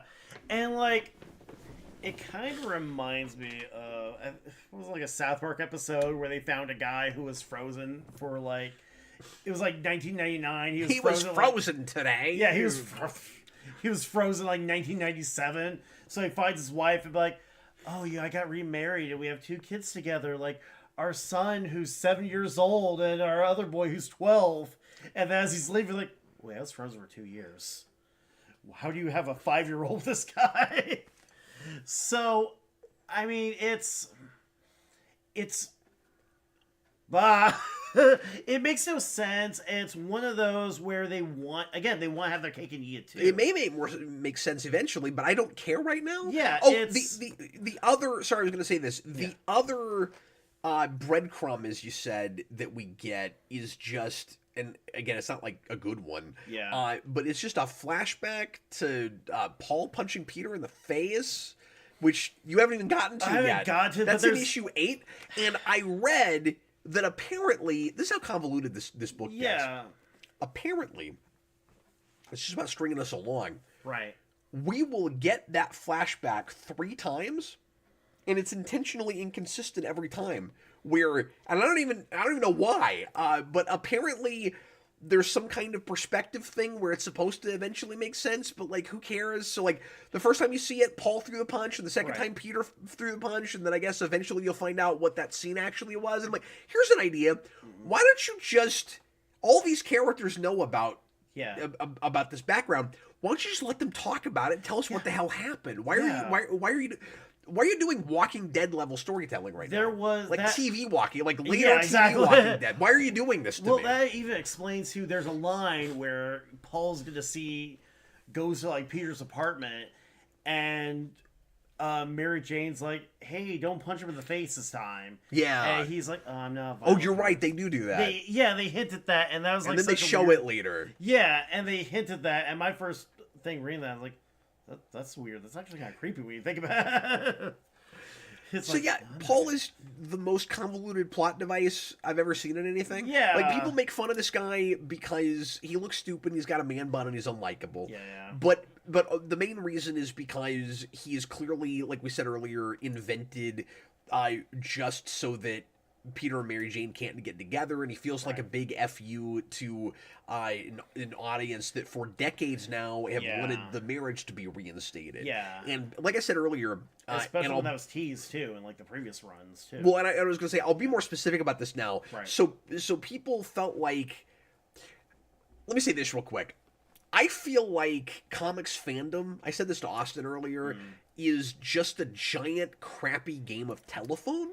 Yes. Because I'm all the time hearing about books, positive or negative, right? And and how they're handling things, and then if I finally actually go read the thing, it's not always the way people are talking about it. Yes. And it's like, I guess I'm getting it second, third, fourth hand from people that haven't read it but have heard other people talk about it, and so like the story changes even though it's printed. And you know what that tells you? It tells you that more people are curious about what's happening than they are. Well, let me put it like this: people are curious enough to know what's happening to listen to somebody talk about it, but not curious enough to buy it. Which tells you the state we're in right now. And that's not just because comics are too expensive. It's that too many comics suck. And people want to hate listen more than they want to hate read because that costs money. Yes. You see what I'm saying? I do. No, absolutely. And I mean, it's weird. And even if it didn't cost money, and even if you pirate or whatever, it takes your valuable time. Yeah, I mean, to read stuff that's not worth it, that's decompressed, that takes forever to look at. Yeah, and so much of comics and so much of like comic social media too is basically just recapping stuff that happened. Yeah. And so much of it is just like not even like analysis anymore. What do they call that? Content farming? Content farming, yeah. And especially especially like you go like Facebook or TikTok, you have the ones that are like AI that talk about like episodes of Smallville like they actually happened. Like they're like, this man could look through his friend's skin in high school. You're right. Yeah. And it's all like the same, like more times than not, it's that AI voice that sounds like Giancarlo Esposito, kind of. But what I was going to say is, so you got this game of telephone happening. Yeah. And what I kept hearing was Wells gets his hands on this book and wants to undo everything Spencer did. Yeah. And so the way people kept talking about it was Spencer got us real close to the marriage happening again. Yeah. And like I said earlier, that's not entirely accurate. Right. They were in a good place in their relationship, but they were even living in separate places. Yeah. And it's actually Wells that has them decide to get an apartment together, and literally 3 panels later, they get sucked into another dimension. Yeah. So I think it's a little incorrect or even disingenuous to suggest that if Spencer had stayed on the book, they would have gotten married. Yeah. Because they were dating and happy together, but they weren't even living in the same place. Yeah. Like, you don't know that he was going to take it all that way. Right. Or that Marvel would have even allowed him to. Yeah. And in Wells' defense, because I'm not listening to him talk about this. Yeah. Especially considering that there was, like you said, a whole trust of people that were writing for 20 issues, and they kept the relationship together. That whole time. Is it possible it was a mandate from on high, Probably. and that when Wells got it, Marvel editorial, for whatever stupid reason, said, okay, as part of your contract in getting this book, you have to break them up. Yeah. I don't know, like, again, the way people keep talking about it, it's like Wells hates that relationship. Oh yeah. I don't know that that's true. Yeah, it and might be, but I can't tell just looking at this. And like Will's he's got death threats over like this series too. I mean, there are comic fans that take things way. It could be a one more day situation like with JMS. He didn't want to do that. He wanted to take his name off of it. But exactly. Now, to be fair, if that was the case with this, I mean, he agreed to it at the start of his run. Yeah. But still, I don't know for sure that it was his idea. Yeah. Now, I'm also not defending him. This is Right. not great. Yeah, no. I mean, it's not... And the Paul thing is probably the dumbest possible way to do that. Like, I get why people are laughing at that, why they think that's stupid. By the way, Mary Jane does not appear in this issue. Just want to throw that out there. So not appearing in this motion picture. Yeah, like... It's... In fact, I'm going to cry massive foul on this cover. Okay. Because I get it, and I think these days we're even a little bit better about it than we used to be. Yeah. We do a lot of comics where what happens on the cover doesn't happen inside the issue. Yes. But this is selling it like you pick up the second issue with Mary Jane looking away from him like that, and you go, oh, he's going to tell us. Yeah, exactly. So, like, screw you for that. Yeah. It's so weird because even just, like, reading this now and thinking about this, I would have rather had, like, a really hacky Amnesia storyline. I would have just had something other. I just feel like we've had enough of those, Chris. Yeah, honestly, but I think it would have worked better than just, like, hey, this big thing happened. We all know, but we're not going to tell you. I think just, like, something that gives you the impression or any sort of like need for that discovery or just anything that, I don't know, just some sort of acknowledgement that, hey, you don't know what's going on and there's other people who don't know what's going on. Let's figure this out, as opposed... Well, yeah, that's a good point. One thing that was frustrating about this, and I won't throw out specific examples because, again, it's jumbled in my brain and I don't even know for sure which ones we're supposed to know, which ones we're not. Yeah. This is possibly weirder if you read it without having read the previous run. Yes. Yeah, because there are several things that are talked about vaguely where you're in the dark. Yeah. That if you've not read the previous run, you would probably assume actually happened in a comic. Yeah. That it turns out sometimes you'll get a footnote, right? And you'll get like a cheeky footnote that goes, "We'll tell you what this is about eventually," and you're like, "Oh wait, that actually didn't feature in a book. That's part of this." Like time gap that we're not explaining to you yet. Yeah. Especially in the issues you didn't read. Yeah. There were like 3 or 4 of those. Well, there's one like the bit we just showed with Norman Osborn where he's like, "Yeah, we helped each other so often," and there's a footnote that's like, "When did this happen?" And that was like at least an attempt at humor. It's like, all right, that's. But also, yeah, they think we're with them on it, and like that's fun or something, or they're trying to dupe us into thinking that. Right. And I feel a little insulted by that. Yeah. Nicholas and Braden are both in the comments asking if this or Spawn is worse. They have the same problem. Right. Both in the romance and in the make the interest for the reader about what did happen, not what is happening or what's going to happen. Yeah. We're telling the story backwards. And I'm not sure. And not in a cool Memento kind of way. Yeah, I mean in that Spawn, like, all the drama is about the past. Yeah. And when you get into that kind of storytelling, there's always the danger that you're even going to constantly retcon the past because you just live there. Yeah. And so that's where all the storytelling is happening. And you're just stuck in a holding pattern in present day Right. because you cannot get out of origin or background or Yes. and even though this isn't about origin, Right. it's that kind of storytelling. Yeah. And when he's at his best, like you said, is when he's just doing street crime Yeah, stuff. exactly. And why can't it be that kind of back to basics approach where it's just that? Yeah, exactly. And you explain to me why I can't have both that and Mary Jane and Peter Parker together. Exactly. Yeah, no. And it's, I mean, part of it. Why can't he get it? feels- Sorry, why can't he get his costume all ripped up, his ass handed to him? He gets tied up in a train station, Yeah. or like underground. That stuff was really brutal. Right. Why can't then when he beats up Tombstone's enemies for him and doesn't realize that he was duped into this? Yeah. Why can't the end of that issue be he goes back home and Mary Jane is like, "Oh God, what happened to you? I've been so worried." Like, Yeah. why can't we have that? Yeah. I mean, there's no reason why we can't. And, like, it's frustrating, too, because, again, like, the audience will accept anything if you sell it to them, if you earn it. And Yeah. this doesn't try to... It doesn't try to earn it. Now you are going to turn off a Yeah. good amount of the base just by breaking them up yet again. Yeah. You're right about that. Right. But for anybody that didn't split off from the church, Yeah.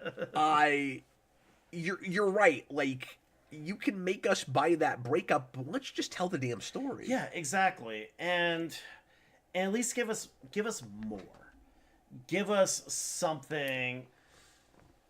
Again, like, the frustrating thing too is there's all these characters who already know what happened. Yep. And they're not No, telling you. that's the big issue. And, like, I almost feel like if Peter knew and no one else did, and maybe the drama of the story was like the... I don't want to, like, I don't want to do the writing for the character, but if you had maybe, like... You know, we're armchair quarterbacking here right now, but if you had other characters learning what happened, and maybe, like, that sort of being, like, sort of the thrust of the plot, and, like, a lot of subplots about other characters, like, hey, I know what actually... You have movement. If you have Peter, again, you have the really hacky amnesia storyline. See, I don't even want to suggest any of that since I haven't read far enough to know what exactly Peter did that made all this happen. Yeah. If he's even responsible for it. But having not... Like even though I don't even know what that stuff is yet, Yeah. I would be really shocked if it took more than 5 or 6 issues to tell that story. Yeah, exactly. And I bet it only takes 3. Yeah. And I really don't get why we couldn't just open with it. Yeah.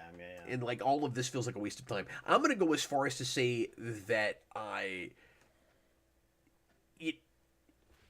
it feels like, and I kind of alluded to this earlier, we're looking for any excuse to make these stories take as many issues as possible just to fill something in between the cover, because it's really a lot more about just selling the cover. Yeah. It really feels like we're not that interested in the story here. Right. And that irks me to no end. And again, that's not to say that there's not, like, there's not decent stuff here, especially with the crime drama. Yeah. The Norman Osborn stuff is weird. Yeah. And very TV. Yeah. But it could be okay. Like, Yeah. I'm liking that more than I'm liking the Peter Parker MJ stuff, because at least I don't feel jerked around. And, you know, that's... You might be right that the MJ stuff is, like, editorial mandate. I like this page a lot. That's a great page, yeah. And again, like, the art of the book, like, John Romita is somebody, Junior at least, is somebody who I've heard a lot of mixed opinions about. I've always, like, liked a lot of his stuff, even if... And I'm mixed on it myself. Yeah, and, like... But, again, like, that's a great splash page, too. Mm-hmm. And that's...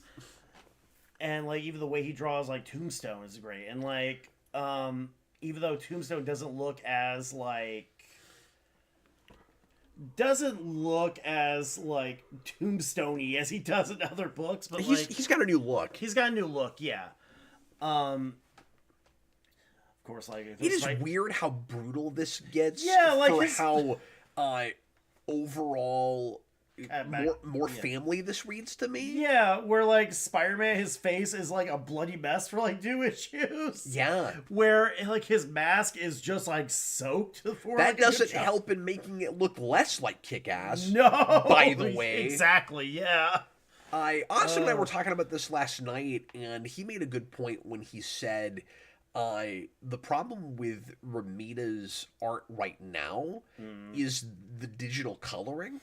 And I had never thought about that. He sent me a side-by-side where somebody recolored with the typical flat, like old flat 2D stuff that we used to do with him. Yeah. And it makes it look like his art used to. Yeah. So I don't actually think he's drawing any differently. I think we're just coloring it weird. Yeah.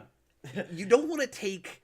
Because Romita has a very simple, pencil-y, kind of cartoony flat style. Yeah. And the coloring makes it look more three-dimensional.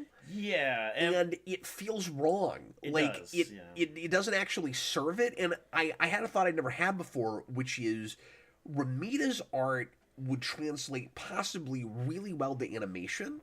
I could see that. It doesn't look that far away from an animated series. I could see that, yeah. And you gotta color it that way. Yeah. Like, imagine if you try to do this kind of depth to Bruce Timm art.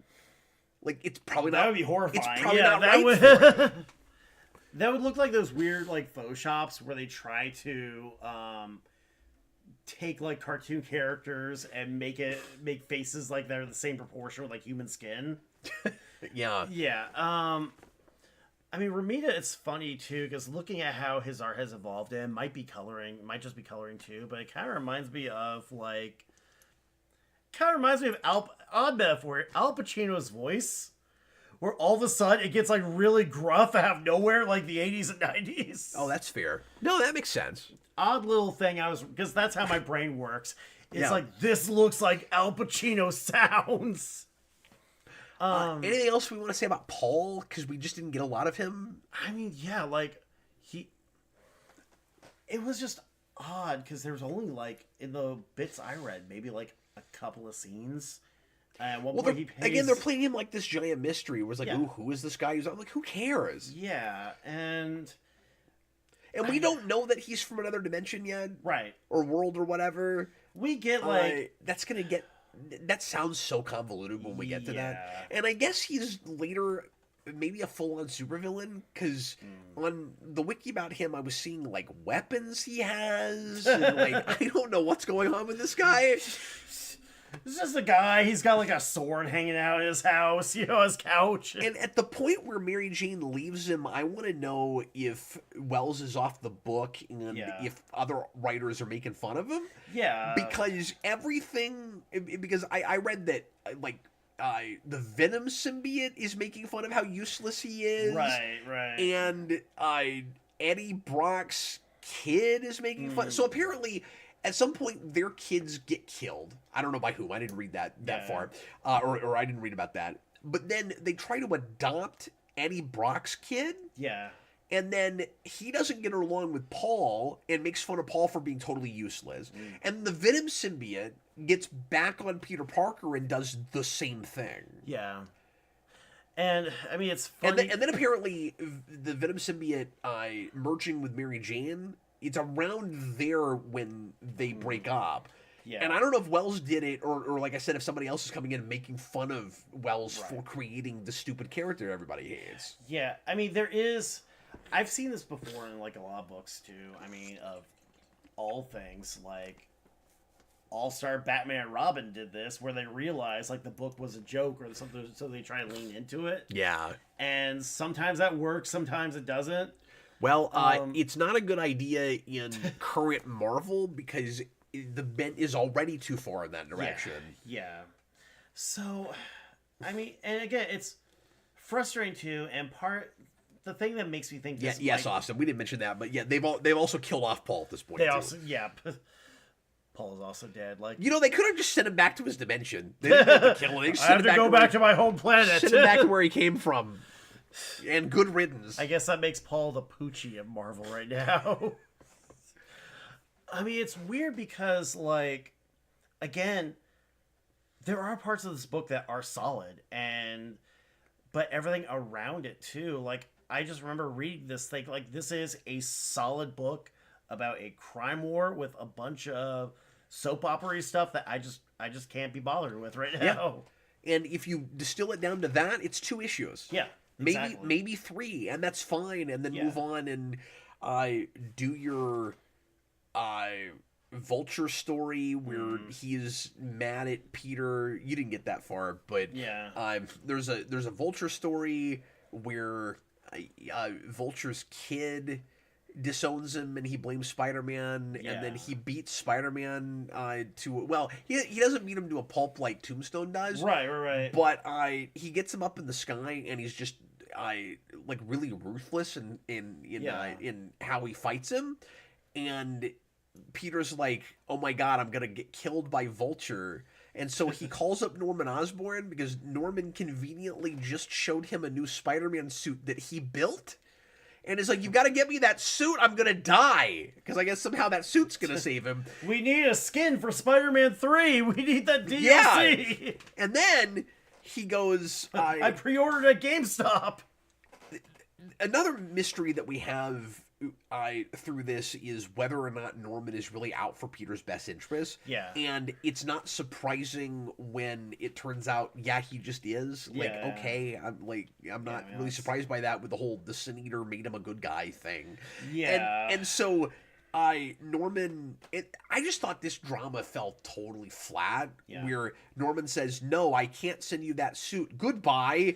And then Peter's like, oh, maybe he set all this up in the first place and wants to kill me. Yeah. And then Peter figures it out on his own. And then he goes back to Norman later, and Norman has just given him a job. Mm-hmm. And Peter's feeling like he's maybe being played. So he goes to Norman and he's like, okay, you have to tell me right now, are you trying to kill me? Or you're out to get me?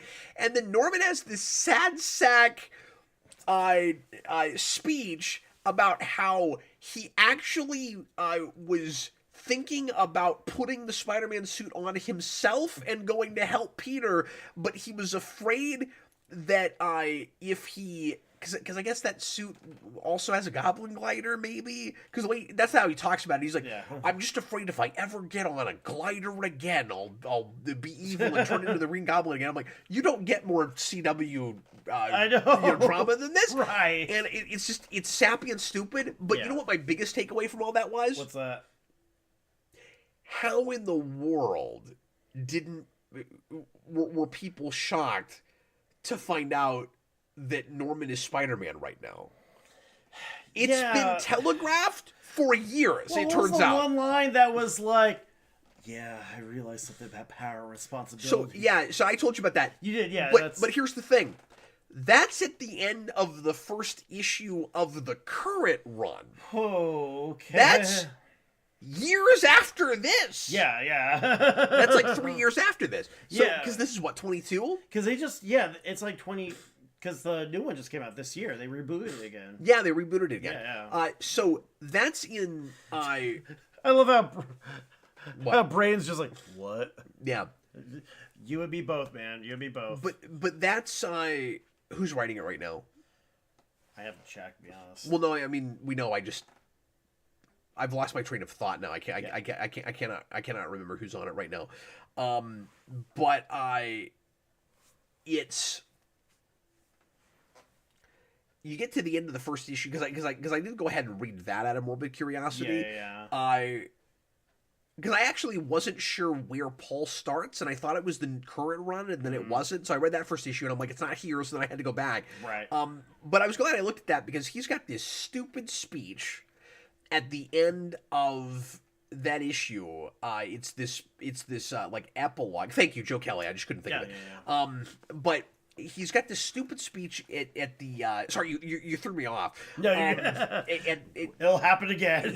he's got this epilogue where he's giving this press conference, and this guy attacks him because when he was the Green Goblin, he killed his family. Yeah, he killed his wife, and then Norman just beats the ever-loving crap out of this guy.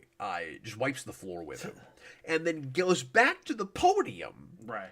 And gives the great power, great responsibility speech.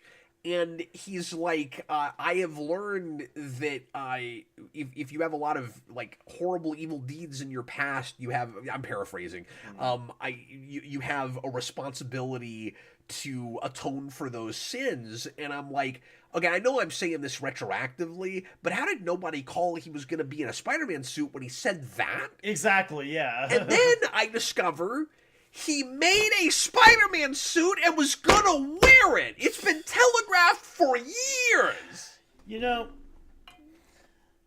at that point, you just can't. You have to have it be literally anybody else. It's like, that movie. But I don't get how people were surprised by it. I know, yeah. It's at that point, it's like that movie Minority Report, where it's Wait, you know what? I do know why. What? Because nobody read this crap. That's fair. That's entirely fair. That's why. Yeah, here's the thing. It's because it's being outsold by Skybound books. Skybound books. That's why. You know, I remember reading somewhere they're saying how like the biggest franchises in I just keep waiting for you to give like a public service announcement when you're like, you know, hey kids, I know we've had some fun today, but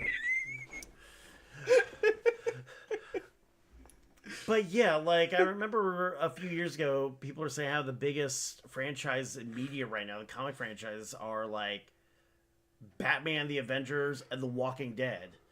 So like Kirkman is taking Skybound, and he's moving up the chain too. Like he's got Walking Dead now. He's got Invincible, which is in like the Mortal Kombat games right, as his own right. fighting game now. I mean, he's franchising out, whereas like no, I get it. Let's stay on point. Like I'm gonna say too. I get why Skybound's popular. Yeah, but I'm saying that there was a time not too long ago where nothing was going to outsell Spider-Man. Yeah, and I guess I was. It didn't even have to be that good. And I was kind of taking a long way to say too that like, look what he's leaving behind. Look what's falling by the wayside. Look what's getting out of his way too. Like you have Spider-Man. That's an institution. But again, I don't even know that it's that the Skybound books are selling that well. I think it's Spider-Man selling that poorly. That's true, yeah.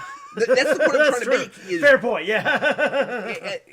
Like it's impossible to get accurate numbers right now. Yes. But the like solid guesswork I've heard recently is that Amazing hasn't been cracking 40,000. That's what I'm saying. Yeah, no, that's fair. Yeah. Which is sad too, because like for a while, it's insane. Yeah, for the longest time, Amazing was always between 80 and 100. Yeah, and your big events were the only things that would crack 100. Yeah. Now nobody cares about the events. No. This Doom thing. Yeah. I'm hearing projections that's been around 40, 50, maybe 60. Oh, yeah. And, like, people just aren't really talking about it either. Like, there's a little bit of, like, chatter when it first started. But other than that, it's just sort of fell by the wayside, too. And that's been the case with DC and Marvel's big events for years now. Yeah. Like Imperial nobody... War. Yeah, well, and a lot of these things, I am hearing about for the first time, and nobody talks about them, and it's not even gonna matter whether you read them or not, or whether you remember they happened. You know what I mean? Like I feel like the last Marvel event, besides maybe Civil War 2, that anybody really talked about was like Original Sin.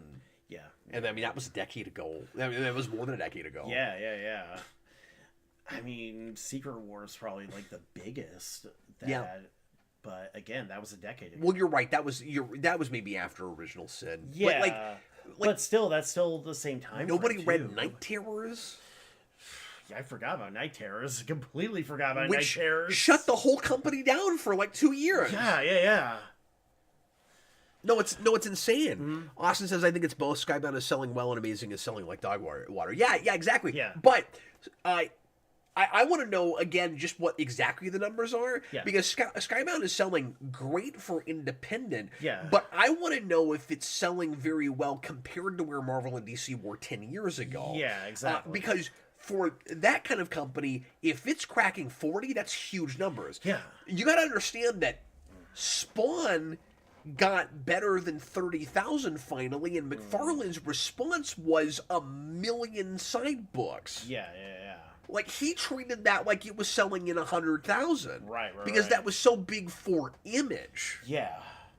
And like I would be shocked if Transformers is selling better than 50,000. yeah.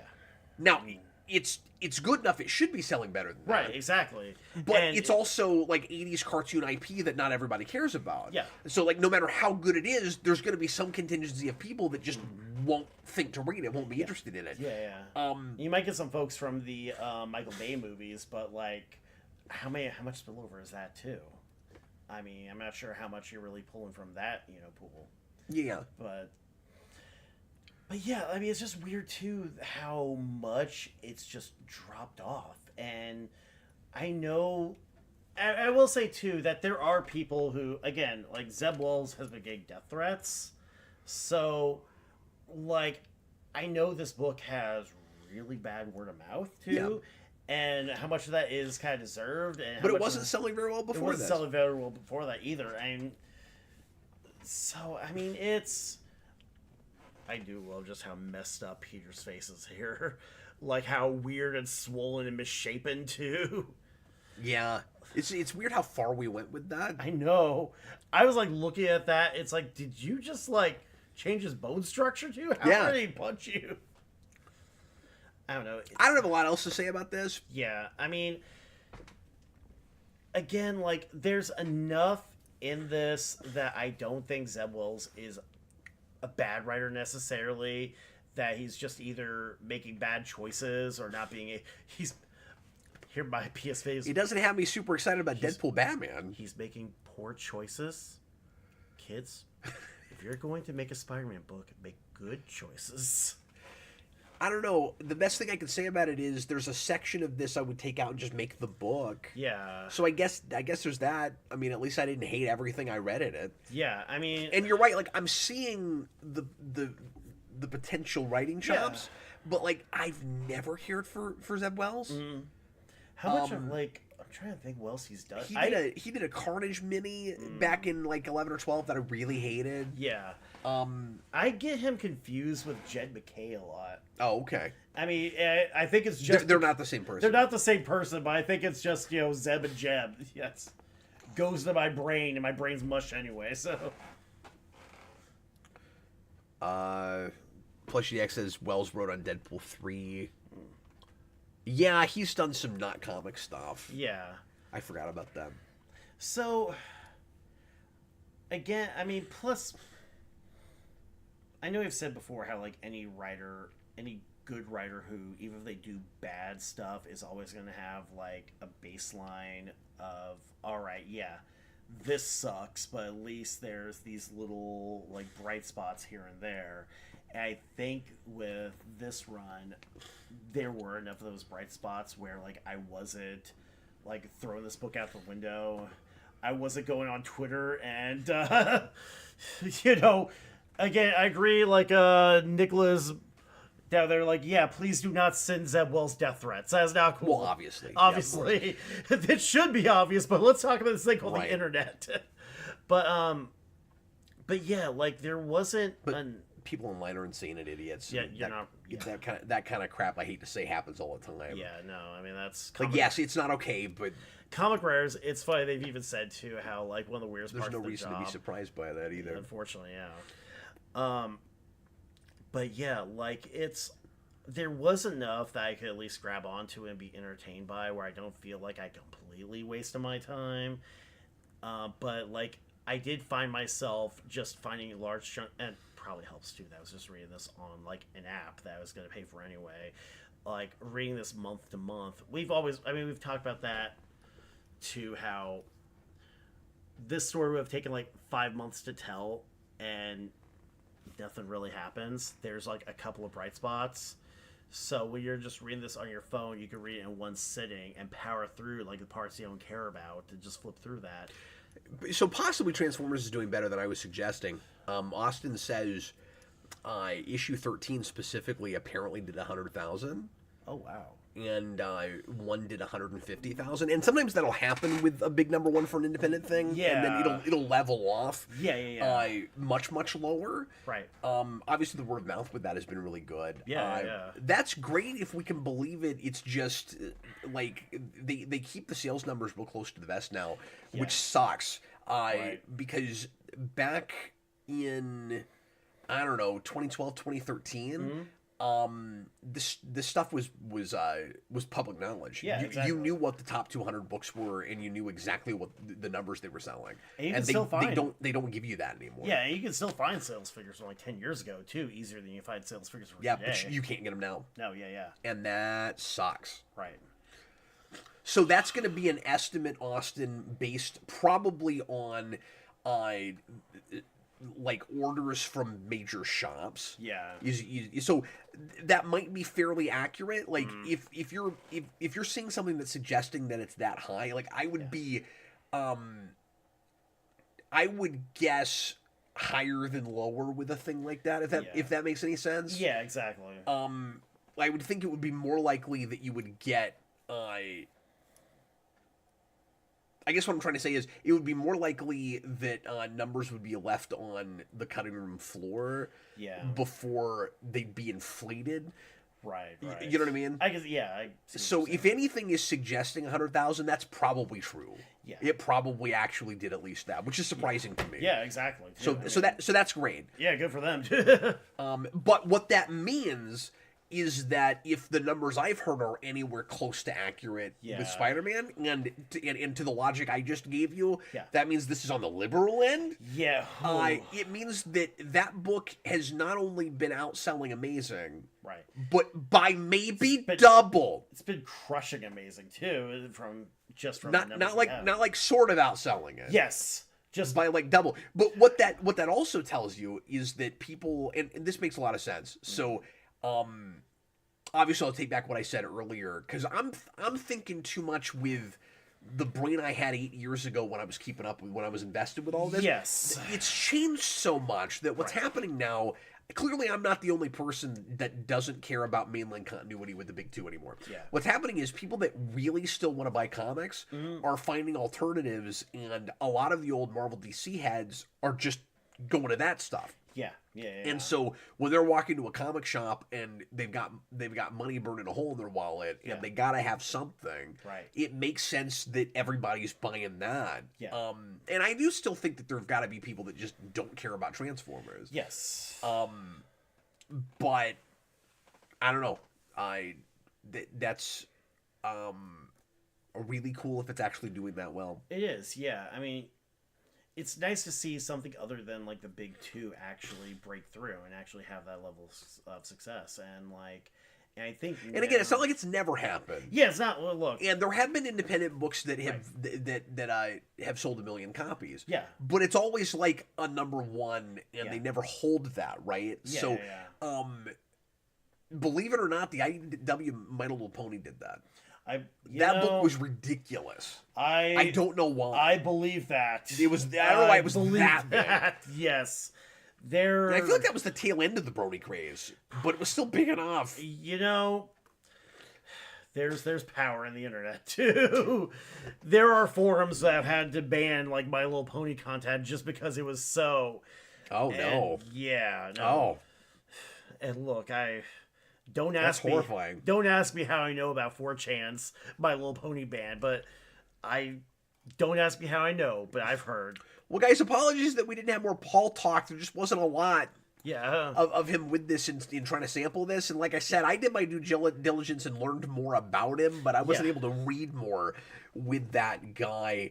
So I don't know if Dan Schneider is still with us, but he won the night again, I think. We only had a couple of super chats, and he left to 5. So if he's still with us and wants to pick the book for next week, he can. He did get to pick the one for this week. So I don't know if there's anything that he's really going to want us to do. And if not, now he can message us later. He can leave a comment on this video if he's not still with us. We got Radiant Black on deck right now, so... Well, that's what I was going to say. Oh, he left both of them, yeah. Oh, yeah. Because I was going to give it to the runner-up if he's not around, but we don't have a runner-up. So, yeah, if we don't hear from him, we'll go ahead and do Radiant Black. Yeah. Because that's what I really want to talk about. Yeah. It's just been sitting there. We've both like talked about this whole time. Be like, yeah, we should read that. That looks really cool. And I don't know anything about it except it's Kyle Higgins and his Power Ranger. Exactly, yeah. That's all I know. His girlfriend was on Jeopardy like a few years ago. Really? Really, yeah. And it was actually, I mean, I guess it was like 10 years ago at this point because our new 52 time, because like, she's like, yeah, my boyfriend's riding Nightwing. Like, okay. It might have been actually might have been great. Was it Nightwing or... Yeah, it was Nightwing because Grayson was Rebirth. Yeah. So, random thing, just a random odd little factoid. Kyle Higgins' girlfriend, at least at the time, was on Jeopardy. Well, probably Radiant Black for next time. Dan Schneider does have the power to change that if he decides he wants to. And if he doesn't, we might just give it to him next week. But thanks for watching, everybody. Sure appreciate it. Chris, thanks for coming back again. Oh, thanks for having me. And we'll see you guys again next week. Thanks again to Austin for coming on and helping me with Batman and telling us about books that you bought. And as always, don't forget to support your local comic book store. Don't forget to support your LCS. LCS. Or your LFCS, too. You guys are great. Thanks for watching. We'll see you again with more geeky stuff here on Geekvolution. I was Captain Logan. And I'm this Chris. was Chris. I'm Chris. Bye, guys. Bye.